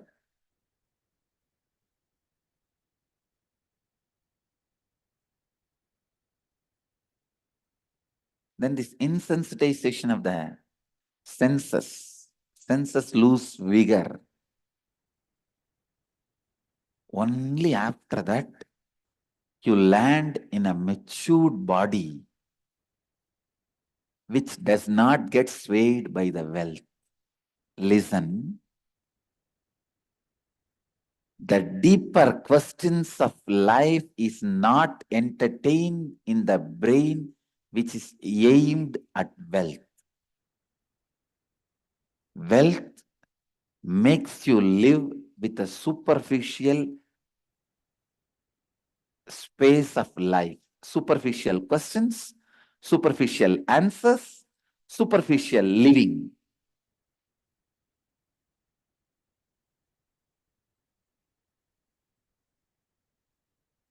That is why Yama is so clear. The hereafter never rises before the thoughtless child.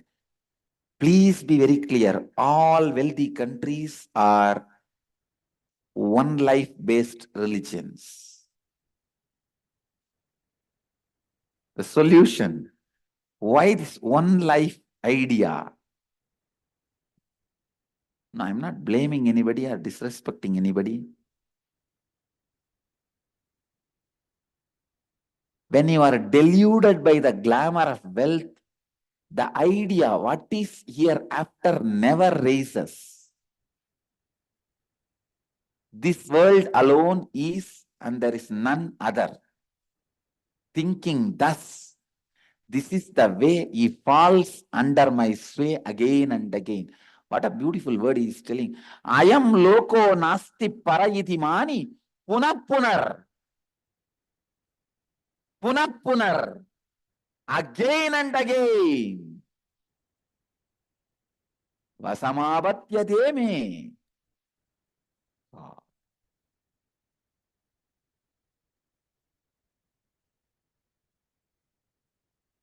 Sanskrit is actually very easy for any Indian because all Indian language will have at least 60% of the words from Sanskrit root. Puna, puna, even in Tamil, the same word only. In Hindi, the same word only. In Telugu, same word. In Kannada, same word. The only thing stopping people learning Sanskrit is pizza. And nothing else. Means that attitude of it's okay, chalta hai. Nothing else.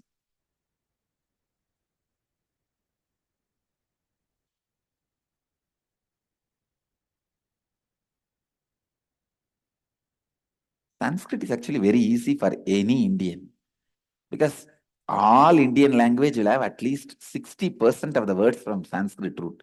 Puna, puna, even in Tamil, the same word only. In Hindi, the same word only. In Telugu, same word. In Kannada, same word. The only thing stopping people learning Sanskrit is pizza. And nothing else. Means that attitude of it's okay, chalta hai. Nothing else.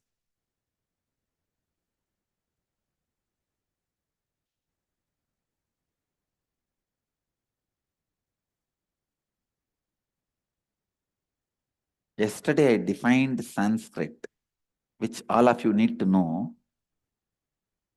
Listen. Sanskrit was never a common man's language.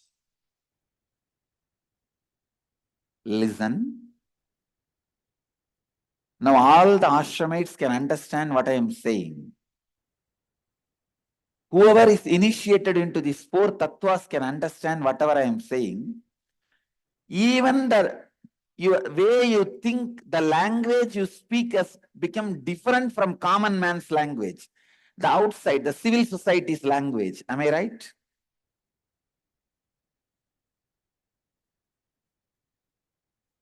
The language which planet Earth, Buloga speaks.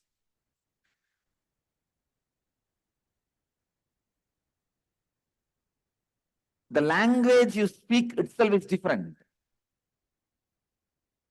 Now the language in which you think and speak is Deva Bhasha. The language of gods. Understand? Deva Bhasha. When you think and speak with integrity and authenticity, the language you speak is Deva Bhasha. Language of gods.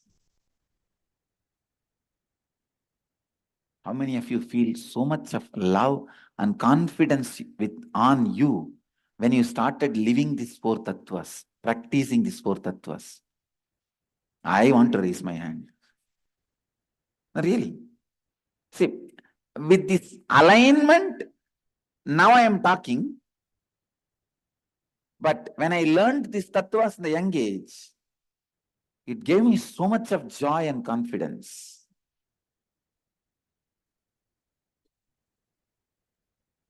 Deva Bhasha, language of gods, means when you speak, think with awareness, even if you have one word, wow, this car is very nice. Over. Now you have given a commitment to yourself that you will have a car like that for you. Either now you have to sit and consciously complete. No, I am not committing to have that kind of a car for me. No, I am liberating myself from that word. Either you have to complete or fulfill. Get that car for you. Do you understand the responsibility of integrity?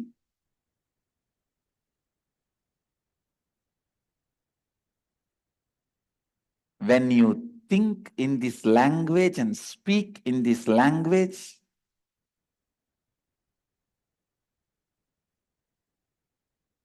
the very cognition happens in you, becomes Deva Bhasha. I am translating the word, defining the word Deva Bhasha. Conscious cognizance is Deva Bhasha. The common man's language was always Prakrit or Pali. Now Hindi. See, the common man's language in the Vedic civilization was always Prakrit. During the Vedic age, it was Prakrit. And during the age of the Buddhism and Jainism, it was Pali. And now it is called Hindi. That was the common man's language. The language of the people who are initiated, the conscious cognizance, only their language was Sanskrit. That is why the definition of Sanskrit means consciously created, Samskritam, well done. Understand? Sanskrit is not the language. It is the source of languages. When you take conscious cognizance of everything, the Deva Bhasha happening in you is Sanskrit.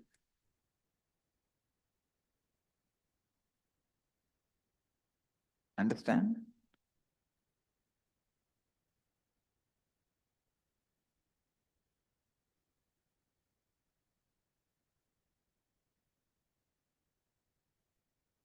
If I did not know Hindi,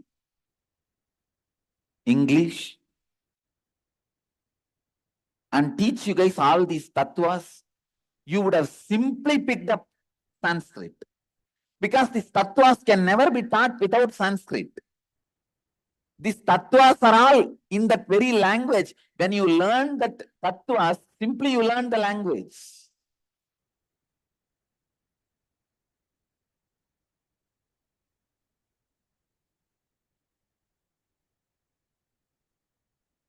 All of you are cognizing what I am saying?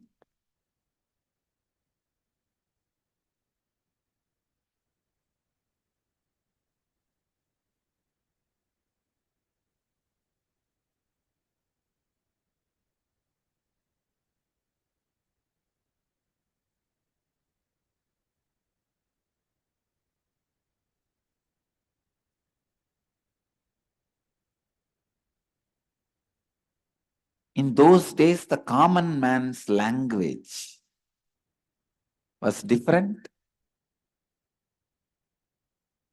The language of the conscious cognizance was different. The language of the conscious cognizance is Deva Bhasha. Now, first time, please understand, Vyasa made Deva Bhasha out of Prakrit people. Jnana Sambandar made Deva Bhasha out of Prakrit Dravidian language. Please understand. Tamil was founded by Jnana Sambandar. Before that, it was like a Prakrit Dravidian language. Same Prakrit. North and South both, different dialect. Just different dialect.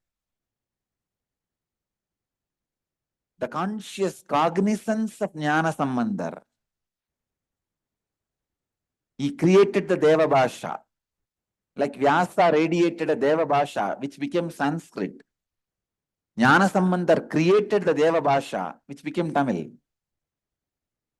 Basavanna created the Deva Bhasha, which became Kannada.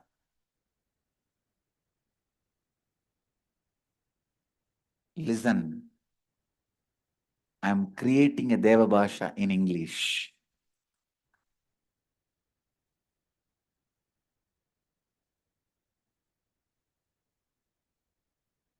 The world's largest spoken language.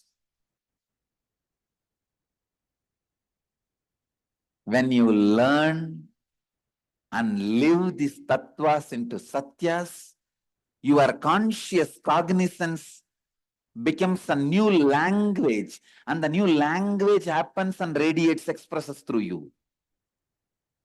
How many of you feel the new language is actually happening in you?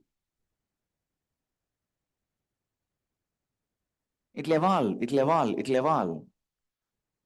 How many of you have become very conscious and aware in your thinking? It will evolve.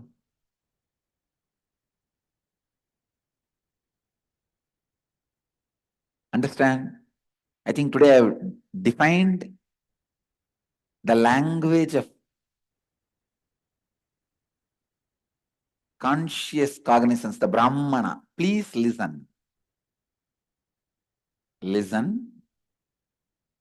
In every field, there is a separate language. The language doctors and nurses speak, you cannot understand. I can give you 100 examples. Dove tail means, what is the meaning for us? The tail of the dove. But for a civil engineer, the corner lock they make is dove tail. Am I right? Civil engineers, how many? Any civil engineers? Nobody.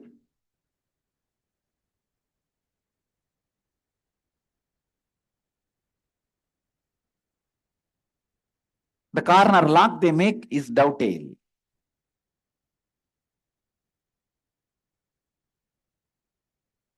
For each profession, language becomes different. Each field, language becomes different. When you live in conscious cognizance, the language in which you think and relate is Deva Bhasha.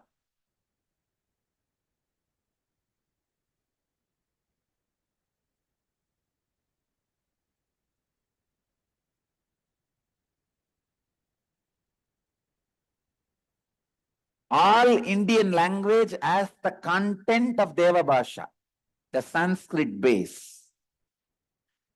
Because all over the India,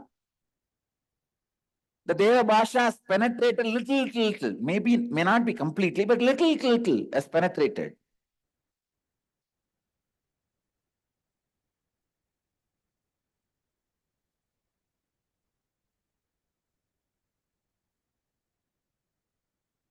So today, I make a commitment with integrity and authenticity and responsibility. I'll speak only in the Tamil of Jnana Sambandar, no more colloquial Tamil.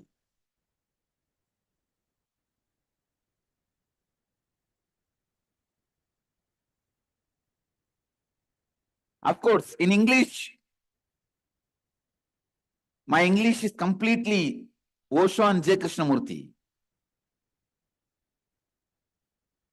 It's already Deva Bhasha. Fortunately, I did not learn English from ordinary roadside books or from the schools and classes.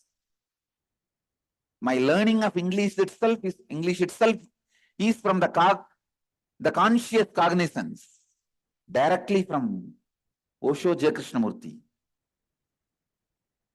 and Vivekananda, of course. Ramakrishna never spoke in English, so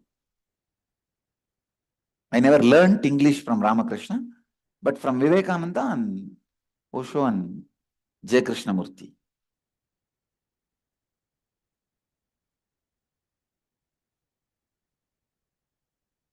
My English is complete conscious cognizance, but my Tamil has become corrupted by the colloquial Tamil also. Now I declare, no more colloquial language, because the language has a lot of importance for the listeners.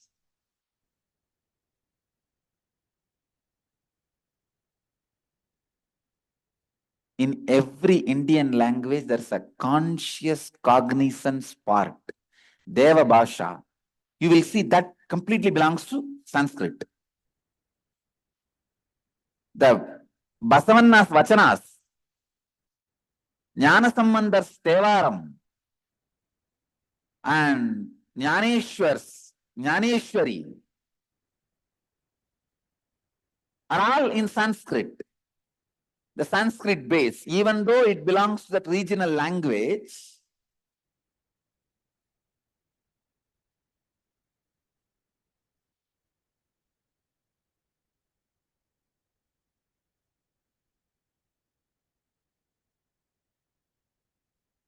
when I went to Paris, they took me to this museum where that smiling, that lady's photo is there, forgot? Mona Lisa, yes.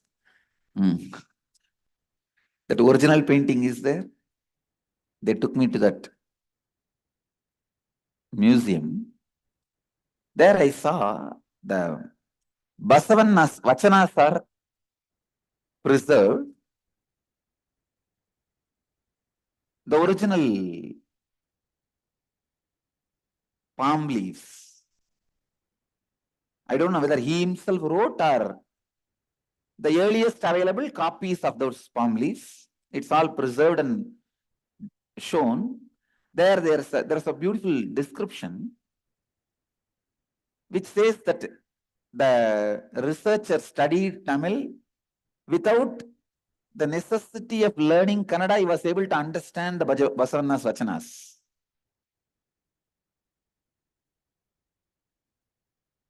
I was wondering, how can this be? This is the answer. Understand? In all Indian languages, people who lived with a conscious cognizance, they were talking in the Sanskrit-based language.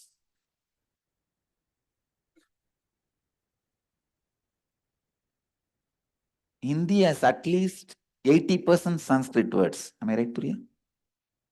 80% can be said. 80% Sanskrit base.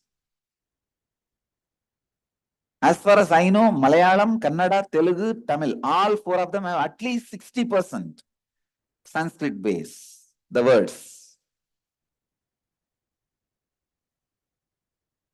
But the 60% words are used only by the people of conscious cognizance. 90% of the people just use that remaining 40% words and live and die.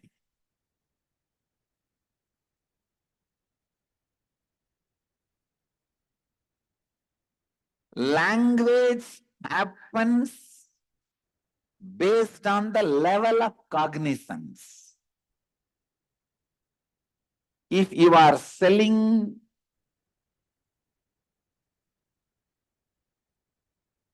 fish in the fish market, you can never do that in language of conscious cognizance.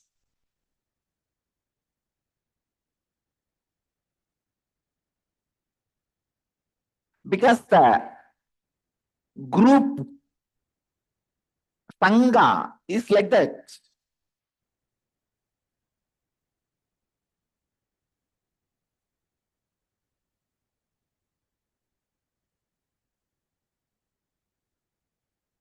Your Sangha decides your level of cognizance and your language.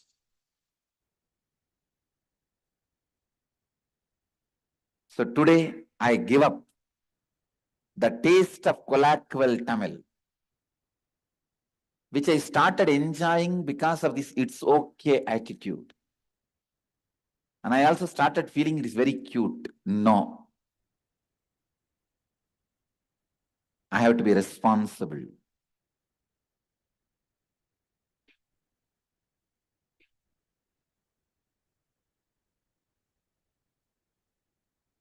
I cannot afford to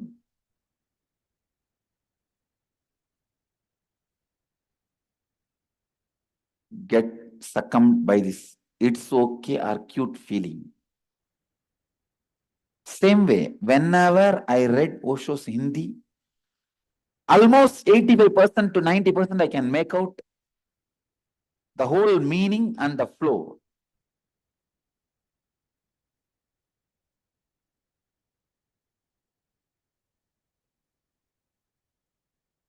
The language you use reflects the consciousness you have.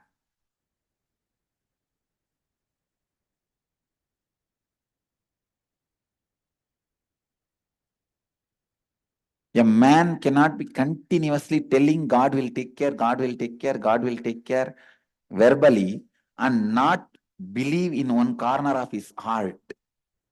It is not possible. You may have some doubt, no problem, but you will have one side of faith. As I said, always the communists will have a doubt. God may exist, who knows? Always the thieves will have a doubt. Who knows? He may not exist. He is not there.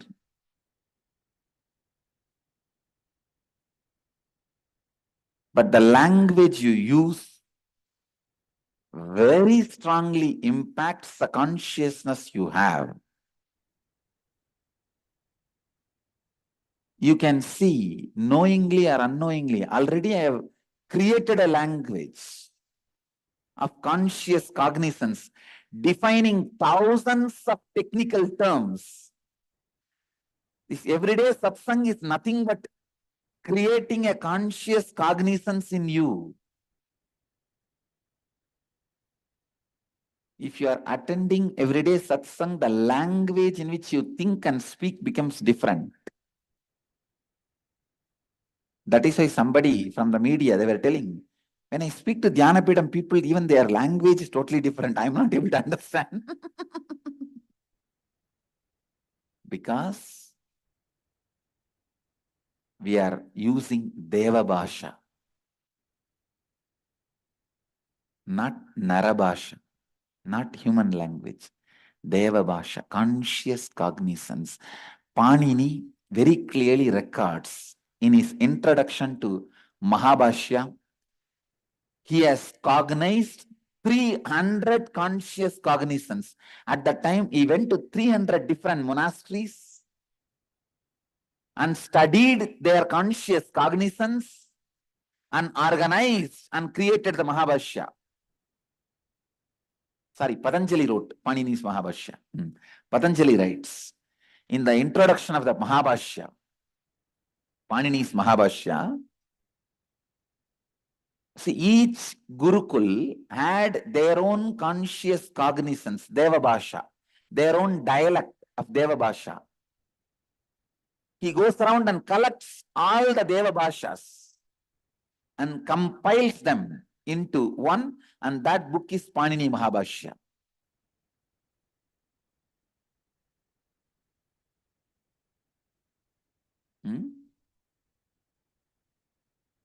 That is what Panini Sutras. Ashtadhyayi, it's written by Patanjali, but it's called as Panini Mahabhashya, na? Or Patanjali Mahabhashya. Yes. Written by Patanjali, Panini's Ashtadhyayi.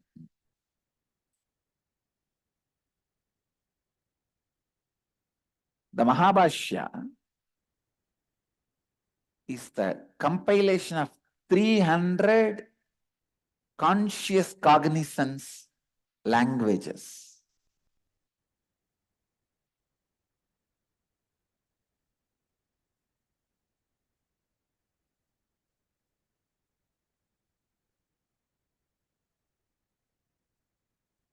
Why do you think in those days all the Brahmins are settled together in Agraharam, means one settlement?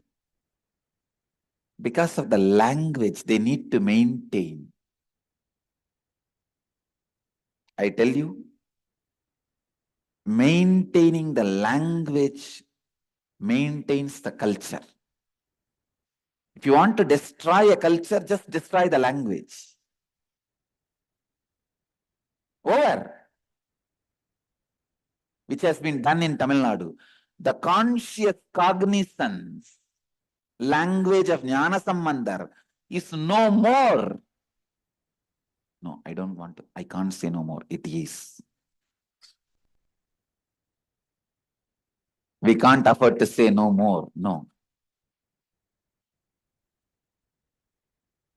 The colloquial language, when it started spreading, understand, colloquial language is always violence-based or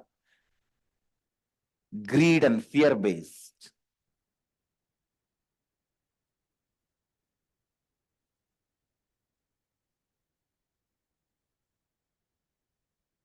In every Indian regional language, we have to revive that conscious cognizance part as a lifestyle, as a living language.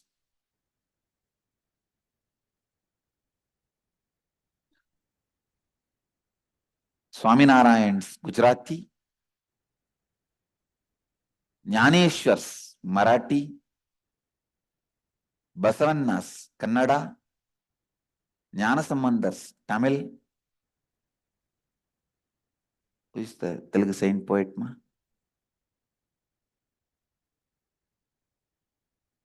No, Annamacharya is too late. Bodhana. Bodhana.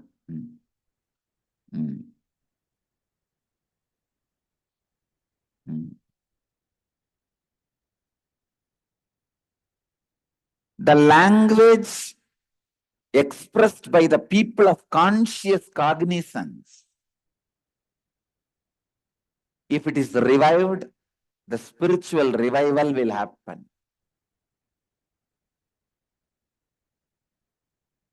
Vyasa's Sanskrit, Tulsi's Hindi. I tell you, with authenticity and integrity, I can tell you, first time when I heard Tulsi in the steps of Kasi, Varanasi, Ganges, in Varanasi Ghats, without missing a word, I could understand. Without missing one word, I was able to understand. In the steps of Varanasi Ghats, in that Ganga Ghats only, first time I heard Tulsi. Not from some Pandit, some 4 or 5 men who are sweeping and cleaning. Morning, I was sitting on the banks of Ganges to see the beautiful flow of Ganga. These 4 or 5 men, they sweep See, they have a kind of a stick bamboo, and the edge, the broom is tied. They sweep. That time, the 4-5, they were chanting in the same tune. Very nicely. I was wondering what they are chanting. In few minutes, I am able to catch and understand they are singing Rama's life.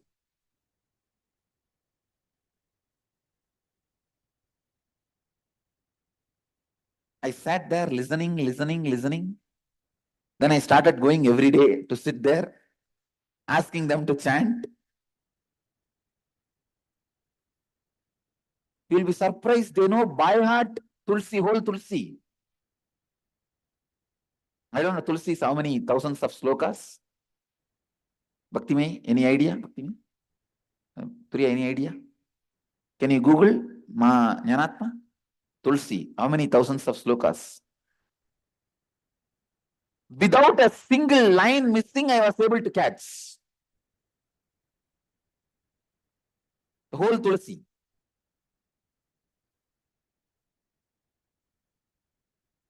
And same way, this Kabir's couplets. Somebody gifted me books and Kabir's couplets. What do you call? Doha, yes. Even that, it is not colloquial language. Please understand, it is simple language, but not colloquial language. And same way, Akshay Kumar Sen's Sri Ramakrishna Bunti, a disciple of Sri Ramakrishna, wrote a book called Ramakrishna Bunti in Bengali. When I read, without missing a single word, I was able to follow, cognize. So I tell you, the language which you are learning now, the cognized, conscious cognizance, you become master to learn any language of conscious cognizance. Now you can catch any saint's language. You may start doing the conscious cognizance in English now. But even if you read Tulsi, you will understand. If you read Ramana Maharshi, you will understand. If you read Jnana Sambandha, you will understand. If you read Basavanna, you will understand. In their language. Because conscious cognizance happens in the same frequency.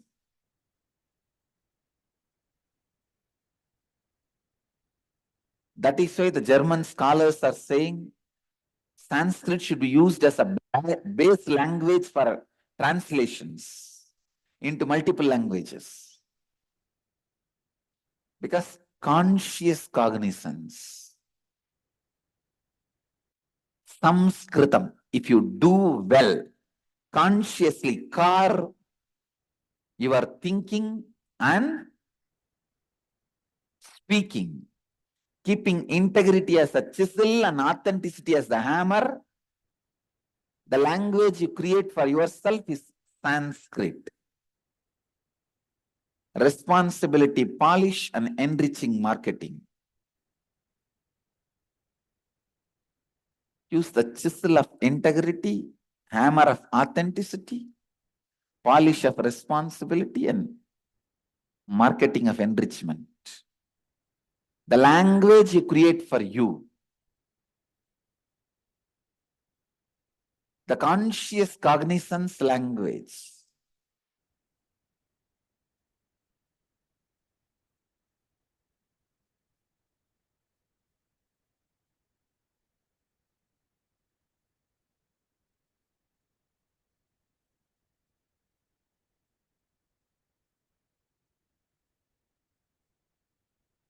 Fortunately, we are the first one leading a conscious cognizance language in English based on Vedic tradition.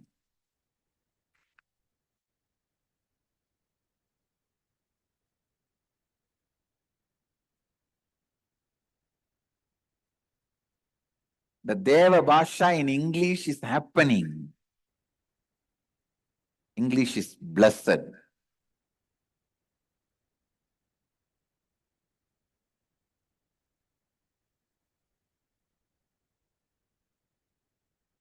We will call this language as conscious cognizance.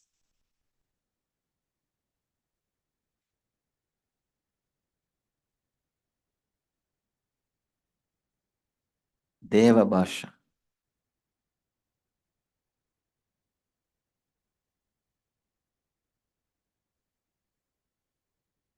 Puna puna vasamabhatyate me. From here we went.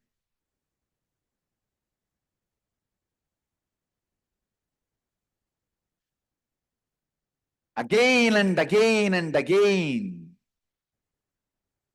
From here I started speaking on language. Went. We are coming back to the center subject. Abhatyate me. Vasamabhatyate me. Yama says, thinking thus, they fall under my sway. If you think there is only one life, you end up in death. Because you lived like that only. You stay there as a stone, dead body, for ages. If you live knowing there are many lives, please understand, a child who has not seen anything more than Chiki will ask only Chiki from me. No, really. If he is tired of Chiki, then he will ask something higher from me. Same way, if you are too engrossed only in the wealth, you will see only that as a life. Only when you are able to see beyond wealth, please listen, see beyond wealth, you see the whole vision of life. Wow, life is not 100 years for me. It was few thousand years, it will be few thousand years. Then what kind of planning I should do? Life planning happens with a larger vision. What am I supposed to do now? In these 60, 70 years, I'm going to be in the body, which is part of the larger life.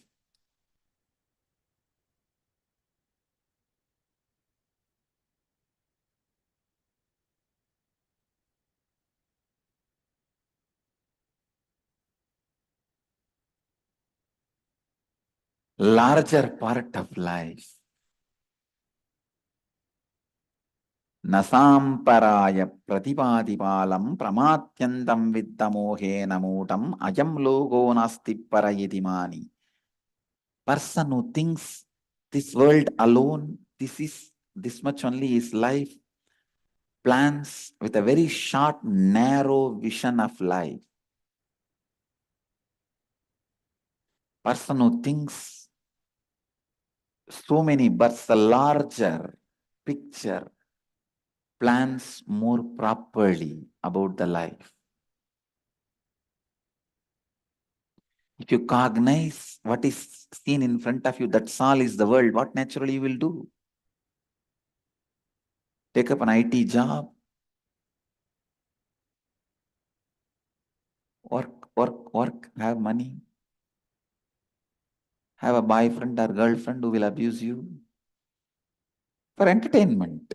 Otherwise, how will you have an entertainment? You need some fight now. Hey, if your life goes so smoothly, you will feel uncomfortable. Morning, you get up and you do your work and you go to your office, things go smooth. And you come back and you just go for a movie and come back and sleep. This is too much of, no. You feel lonely. At least if you have somebody in Facebook who will nag you, life looks little, wow, I have a purpose to live. If you think life is only what is seen by you, your plan about life is too small. if you understand the larger vision of life, you will not be swayed by the wealth and get caught by Yama. Yama says very clearly, I have spread the net of glamour of wealth. Pramatyandam vidda mohena modam. Mohena modam. The moha, net of moha of wealth.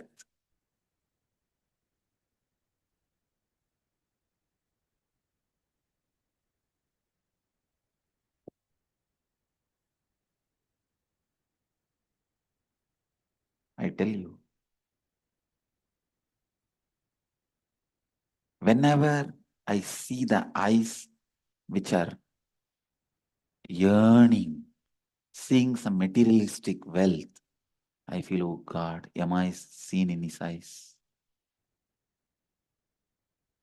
I can see inside his eyeballs, Yama is nicely sitting on the buffalo and enjoying. Come on, come on, come on, come on, come on. Let's have fun, let's have fun. You die, I will have fun. That's what it means. See, there's a big valley. Calls you, you are standing above. It says, hey, jump, jump, let both of us have fun. If you jump, who is going to have fun? He is going to have fun, not you. You jump, we will have fun. You think both of you guys are going to have fun jointly. No. That's exactly I feel whenever I see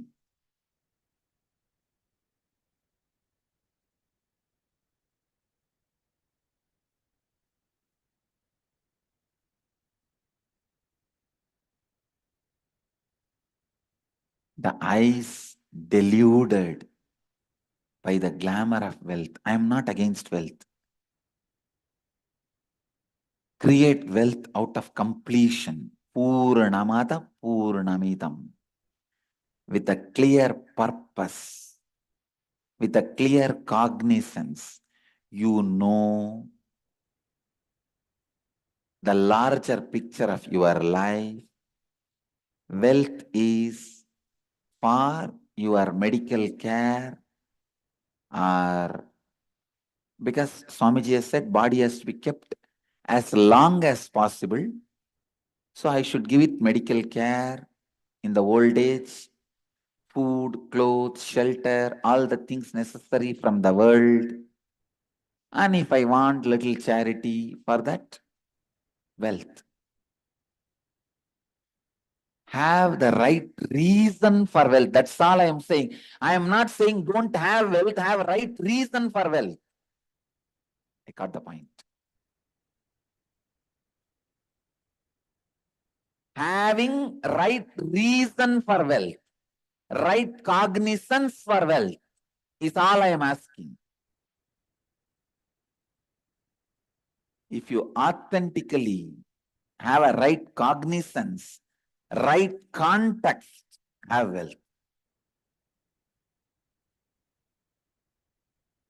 Context is decisive. Having wealth or not having wealth is neither right or wrong. Having or not having is neither right nor wrong.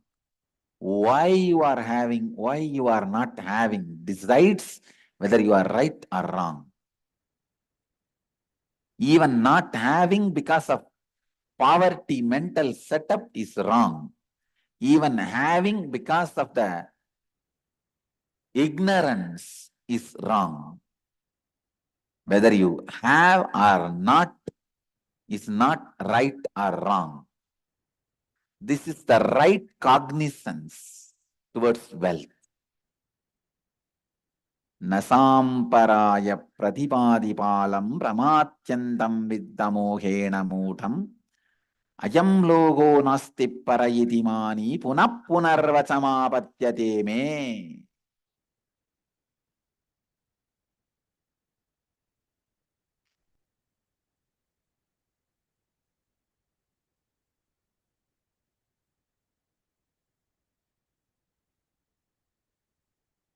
When I read a verse and give the commentary on it, the meaning, it is Shruti part, ultimate truths. When I go a little side and the stories I tell, the announcements I make, it is Smriti. How to live that as a part of life. Implement it. We'll move to the next chapter of the morning satsang, Dial the Avatar. I bless you all who are sitting with us around the world in 735 places through.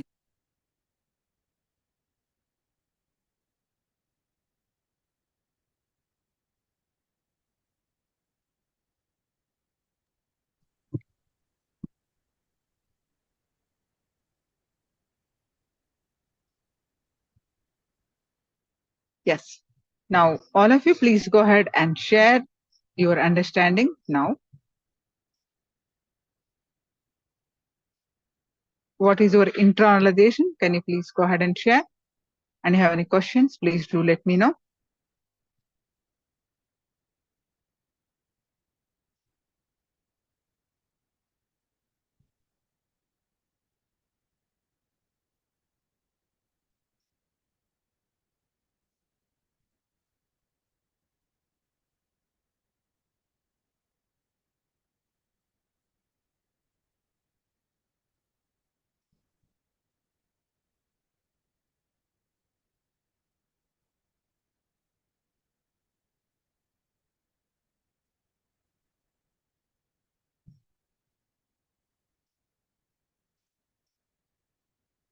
Wealth should be manifested for the right reason. Wonderful.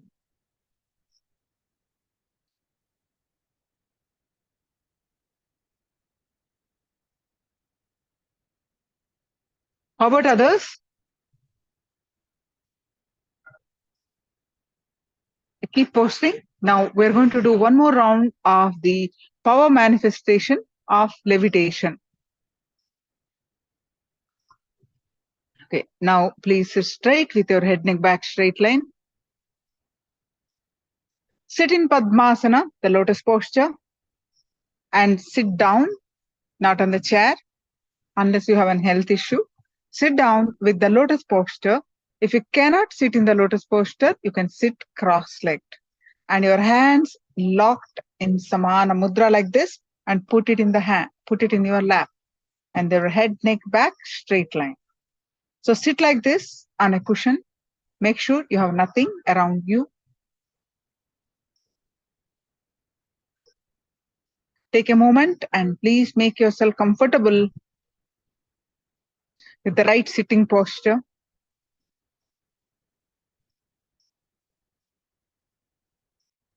Now, visualize Swamiji's form in your third eye.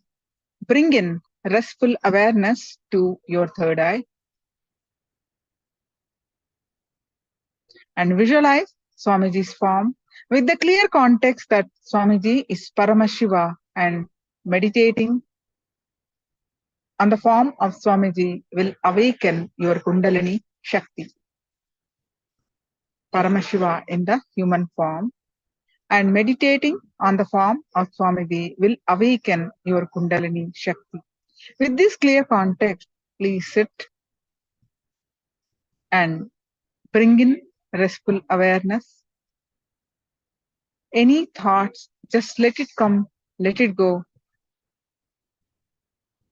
You bring in your attention back to your third eye again and again, and start chanting the Mahavakya and experience the space of oneness. With that space of oneness, declare to lift off the ground. Declare to manifest the power of levitation.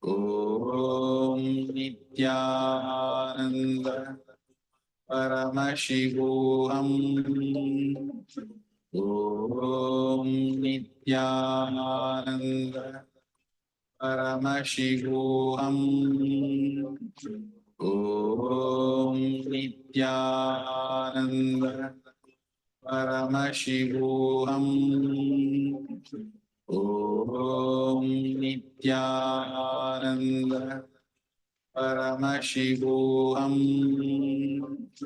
Om Nityananda Paramashivoham. Om Nityananda Paramashivoham.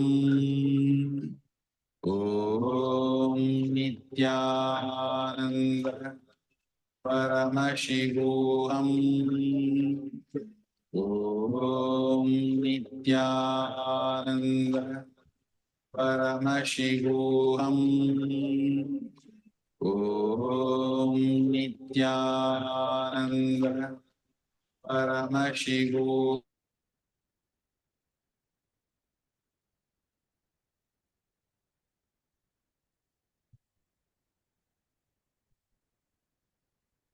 Yes, now all of you, please go ahead and share your power manifestation experience.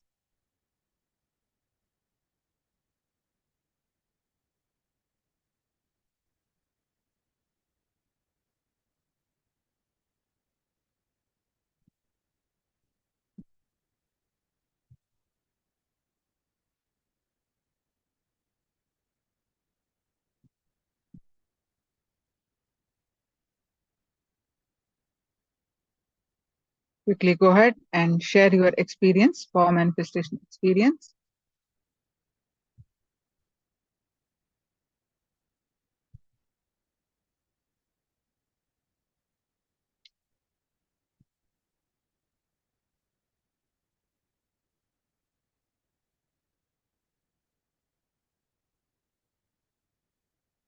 Ma Parameshwari, yes, Ma, we'll be discussing more and more on this.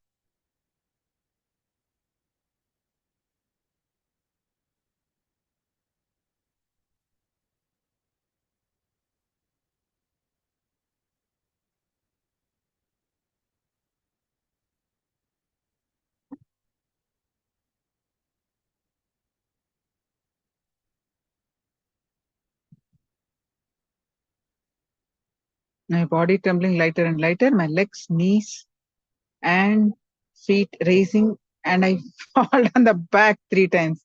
Super manifestation, super progress, Ma Pascal. Wonderful. My back kept going backwards and as if it's pulled by a magnet. Beautiful manifestation, my Elizabeth. Wonderful. How about Siavu? Jayanti Ma? What happened? You can just put at least to manifest, but you have to participate, involve. It doesn't matter. You just have to involve. Okay? Yes. Now we are going to do 2 kriyas. So to manifest wealth and to break the thought currents.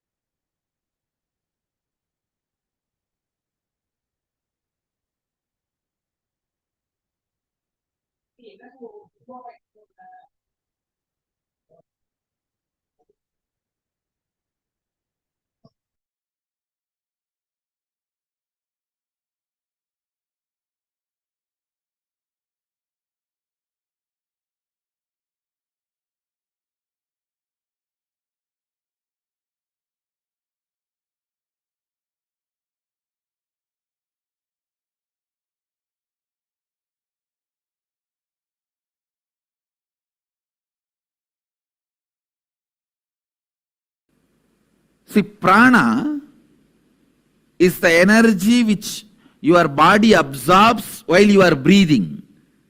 Please understand. Prana is the energy your body absorbs while you are breathing.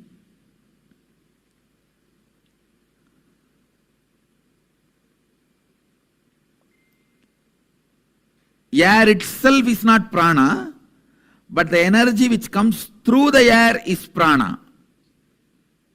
Air is like a vehicle. Air is like a vehicle.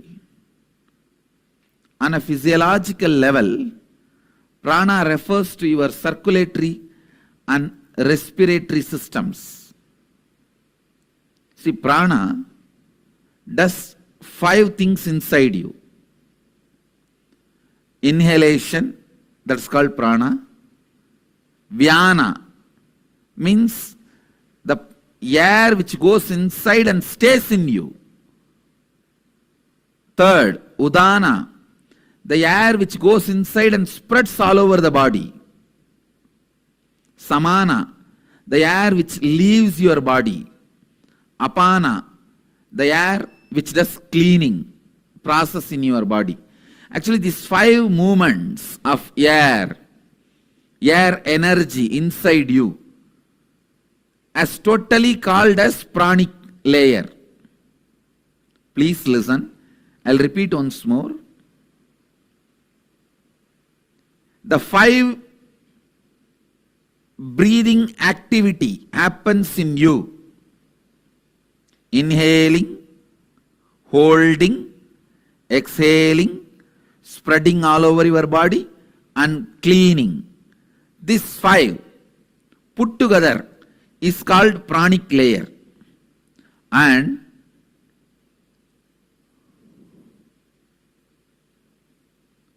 all the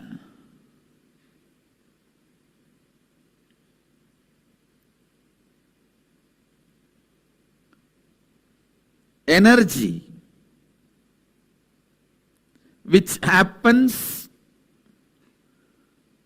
during the breathing process gives life to you. So please understand, prana is one of the important source of life. In this layer, all our desires are stored. Desire-related patterns, desire-related engrams, desire-related samskaras are stored in this layer. Please listen. Listen carefully.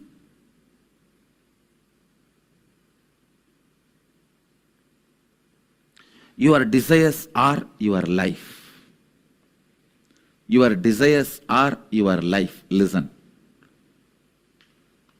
It's your desires which infuse life into you, and it's your desires which infuse energy into you. Same way, conflicts in your desires brings tiredness in you. Contradictions in your desires brings boredom in you. Confusions in your desires bring frustration in you. Please understand. Your desires are your life. Conflict in your desires bring confusion in you. Conflict in your desires bring tiredness in you. Confusions in your desires bring frustration in you. Its contradiction in your desires bring boredom in you. Actually, if your desire is pure, every breath you inhale and exhale will make the desire into reality. When your desires have conflict, confusion, and contradiction, every breath brings tiredness, boredom, frustration in you. Every breath is like a air blower into balloon. Your desires are the shape of the balloon. If the shape of the balloon is Tom and Jerry, when you blow the air, you will have Tom and Jerry. Conflict, constant conflict.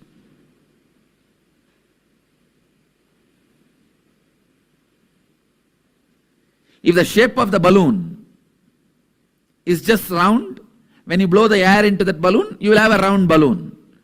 The shape of the balloon is tall. When you blow the air into it, you will see tall balloon. Your breath infuses energy into your desire. So the one and only thing you need to do in your life is not giving up desire, but removing the conflicts, confusions, contradictions in your desires. Please understand, renunciation is not giving up your desires, it is giving up conflicts, contradictions, confusions in your desire. Now, again, awakening your Kundalini Shakti, infusing into your pranamaya, breathing layer, will make you get out of these conflicting, confusing, contradicting patterns. Please understand, whenever you become powerless in front of a desire, that becomes conflict, that becomes confusing, that becomes complicating. Listen carefully. Whenever you become powerless in front of your desires, those are the moments the conflicting, contradicting, confusing knots are created in your desire pattern. So naturally those knots does not allow the fulfillment or completion of your desires. Now, one, by understanding and completing, second, by awakening your Kundalini Shakti. In both ways, I'll help you to overcome these complications, conflicts and confusions. This Kriya we are going to do, the process we are going to do now, is a very powerful process to awaken your Kundalini and your pranic layer, so that you can be free from all this conflict, confusion, complications of your desires. So listen, the first step, listen to the first step. Inhale as slowly as possible. Hold as long as possible. Exhale as slowly as possible. Hold your lungs empty as long as possible. Listen. Inhale as slowly as possible, comfortably. Hold as long as possible, comfortably. Exhale as slowly as possible, comfortably. Keep your lungs empty as long as possible, comfortably. If you already have high blood pressure, any problem in the lungs, any heart disorders, any other serious illness, please do not do this Kriya. Others, do it very sincerely, as much as you are comfortable. Let's start the process. During the process, you should be standing. Please stand up. 3 feet gap between both the legs. Put your legs wide apart. Inhale and exhale. As slowly as possible and as deeply as possible. Please tie the ribbon. Please close your eyes and tie the ribbon. Inhale.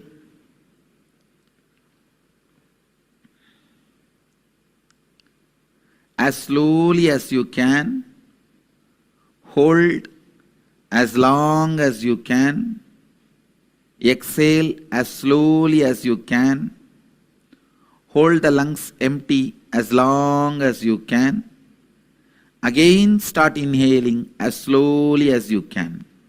Please start.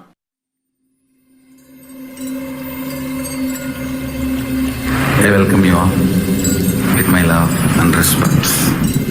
Let you all open all your three eyes. Om Nityananda Paramashivoham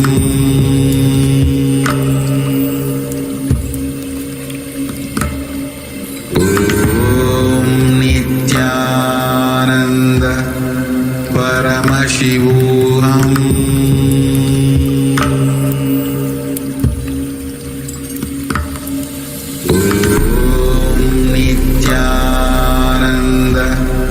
Paramashivoham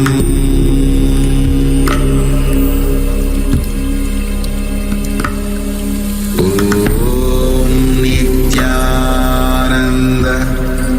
Paramashivoham Om Nityananda Paramashivoham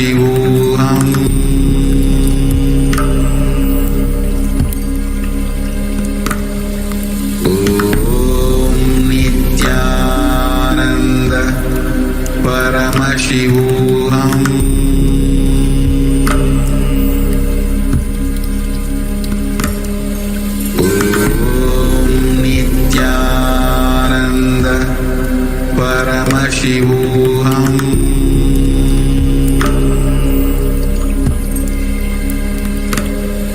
Om Nityananda Paramashivoham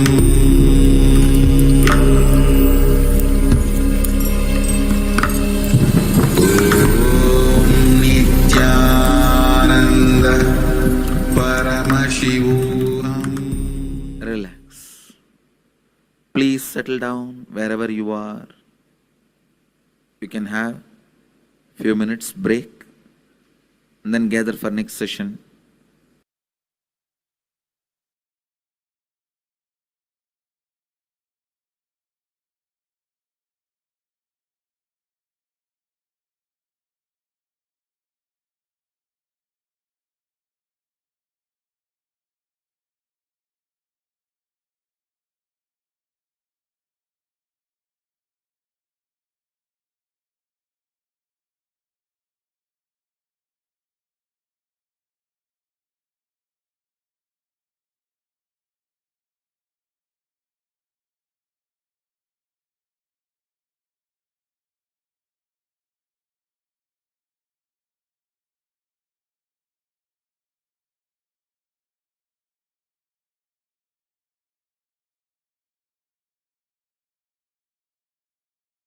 First step, please understand. Stand, legs wide apart, at least 2 feet gap between the legs. Let me completely give the instruction, then you can do. Inhale as slowly as possible. When you finished inhaling, hold as long as possible. Then exhale as slowly as possible. After completely exhaling, hold as long as possible your lungs empty. Inhaling as slowly as possible, holding as long as possible, exhaling as slowly as possible, holding the lungs empty as long as possible. All 4 actions slowly as long as possible. This is the first step. If you already have any heart problems, like blood pressure, any other heart conditions, please don't do this kriya. Others can do. This is the first process. Please start. I will guide you further in every level.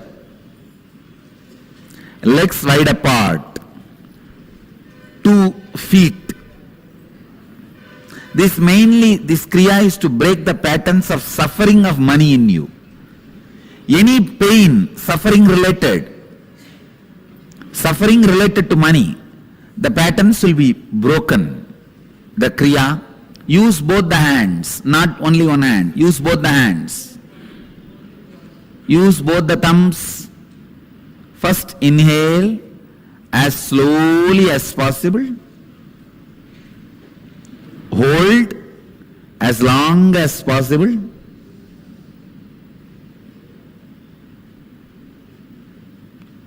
Exhale as slowly as possible. Hold the lungs empty without inhaling as long as possible. Do this continuously. Repeat the same cycle continuously. Intensely awakened. Let the energy fill you all. Let all the conflicting, contradicting, complicating desire patterns be destroyed in you all. Let you all create wealthy consciousness, rich inner space.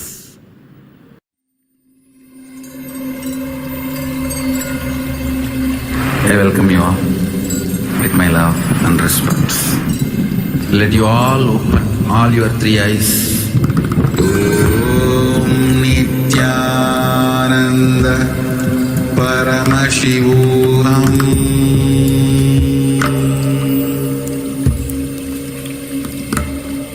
Om Nityananda Paramashivoham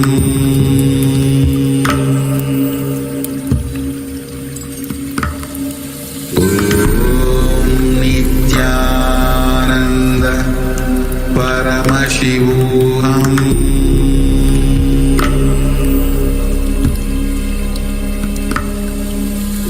Om Nityananda Paramashivoham Om Nityananda Paramashivoham Paramashivoham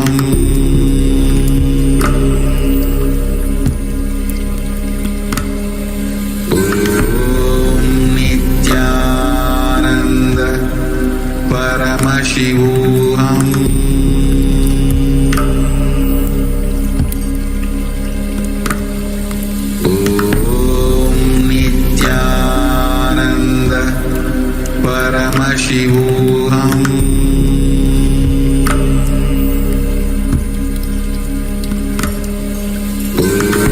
Om Nityananda Paramashivoham Paramashivoham Om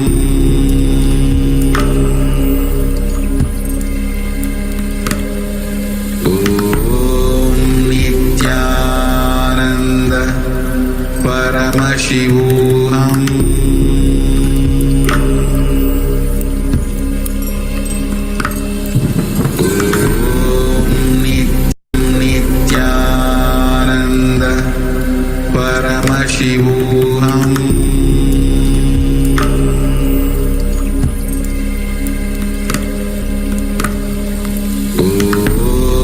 Nityananda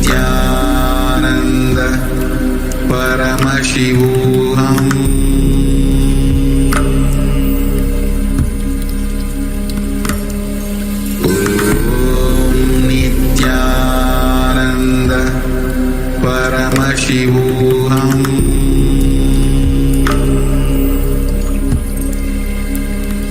Paramashivoham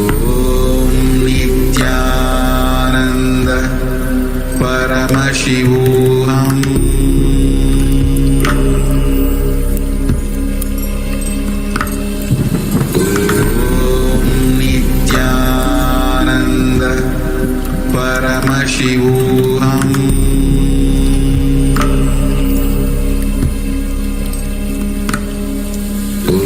Om Nityananda Paramashivoham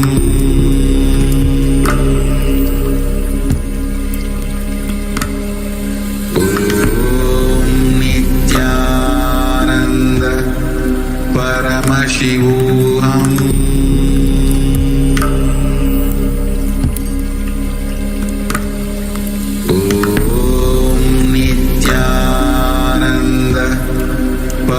Paramashivoham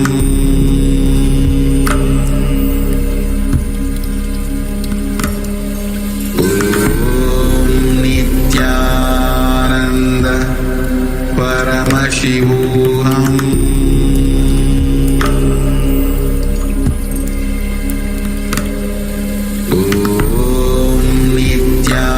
Nityananda Paramashivoham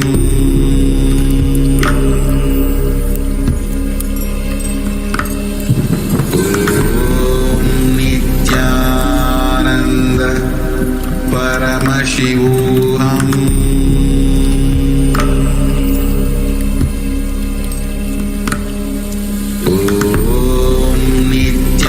Nityananda Paramashivoham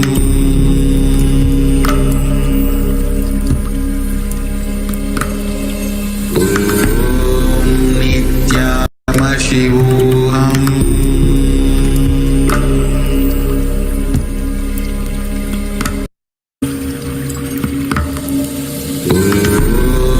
Nityananda Paramashivoham Nityananda Paramashivoham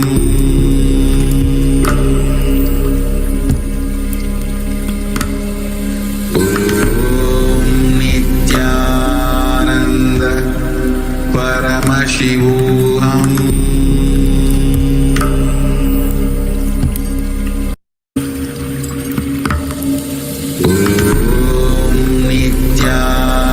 Nityananda Paramashivoham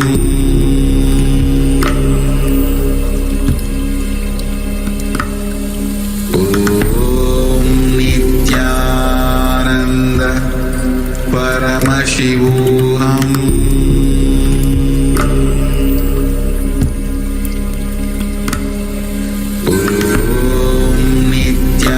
Nityananda Paramashivoham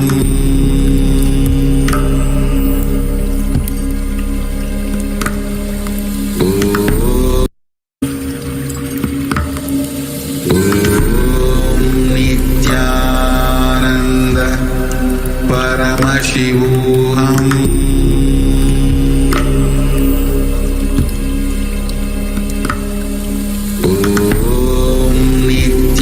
Nityananda Paramashivoham Nityananda Paramashivoham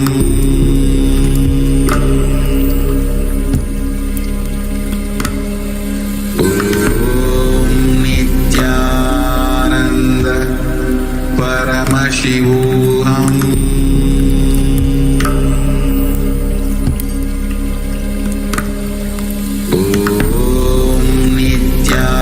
Nityananda Paramashivoham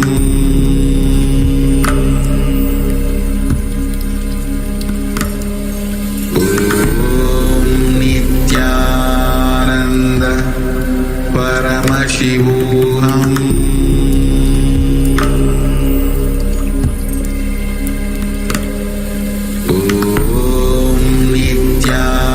Nityananda Paramashivoham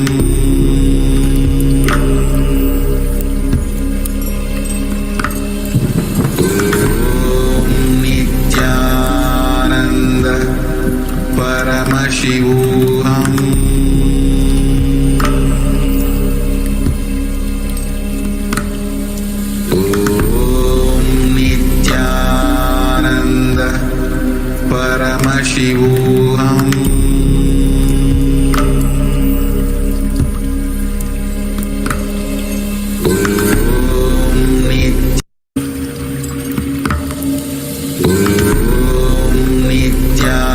Nityananda Paramashivoham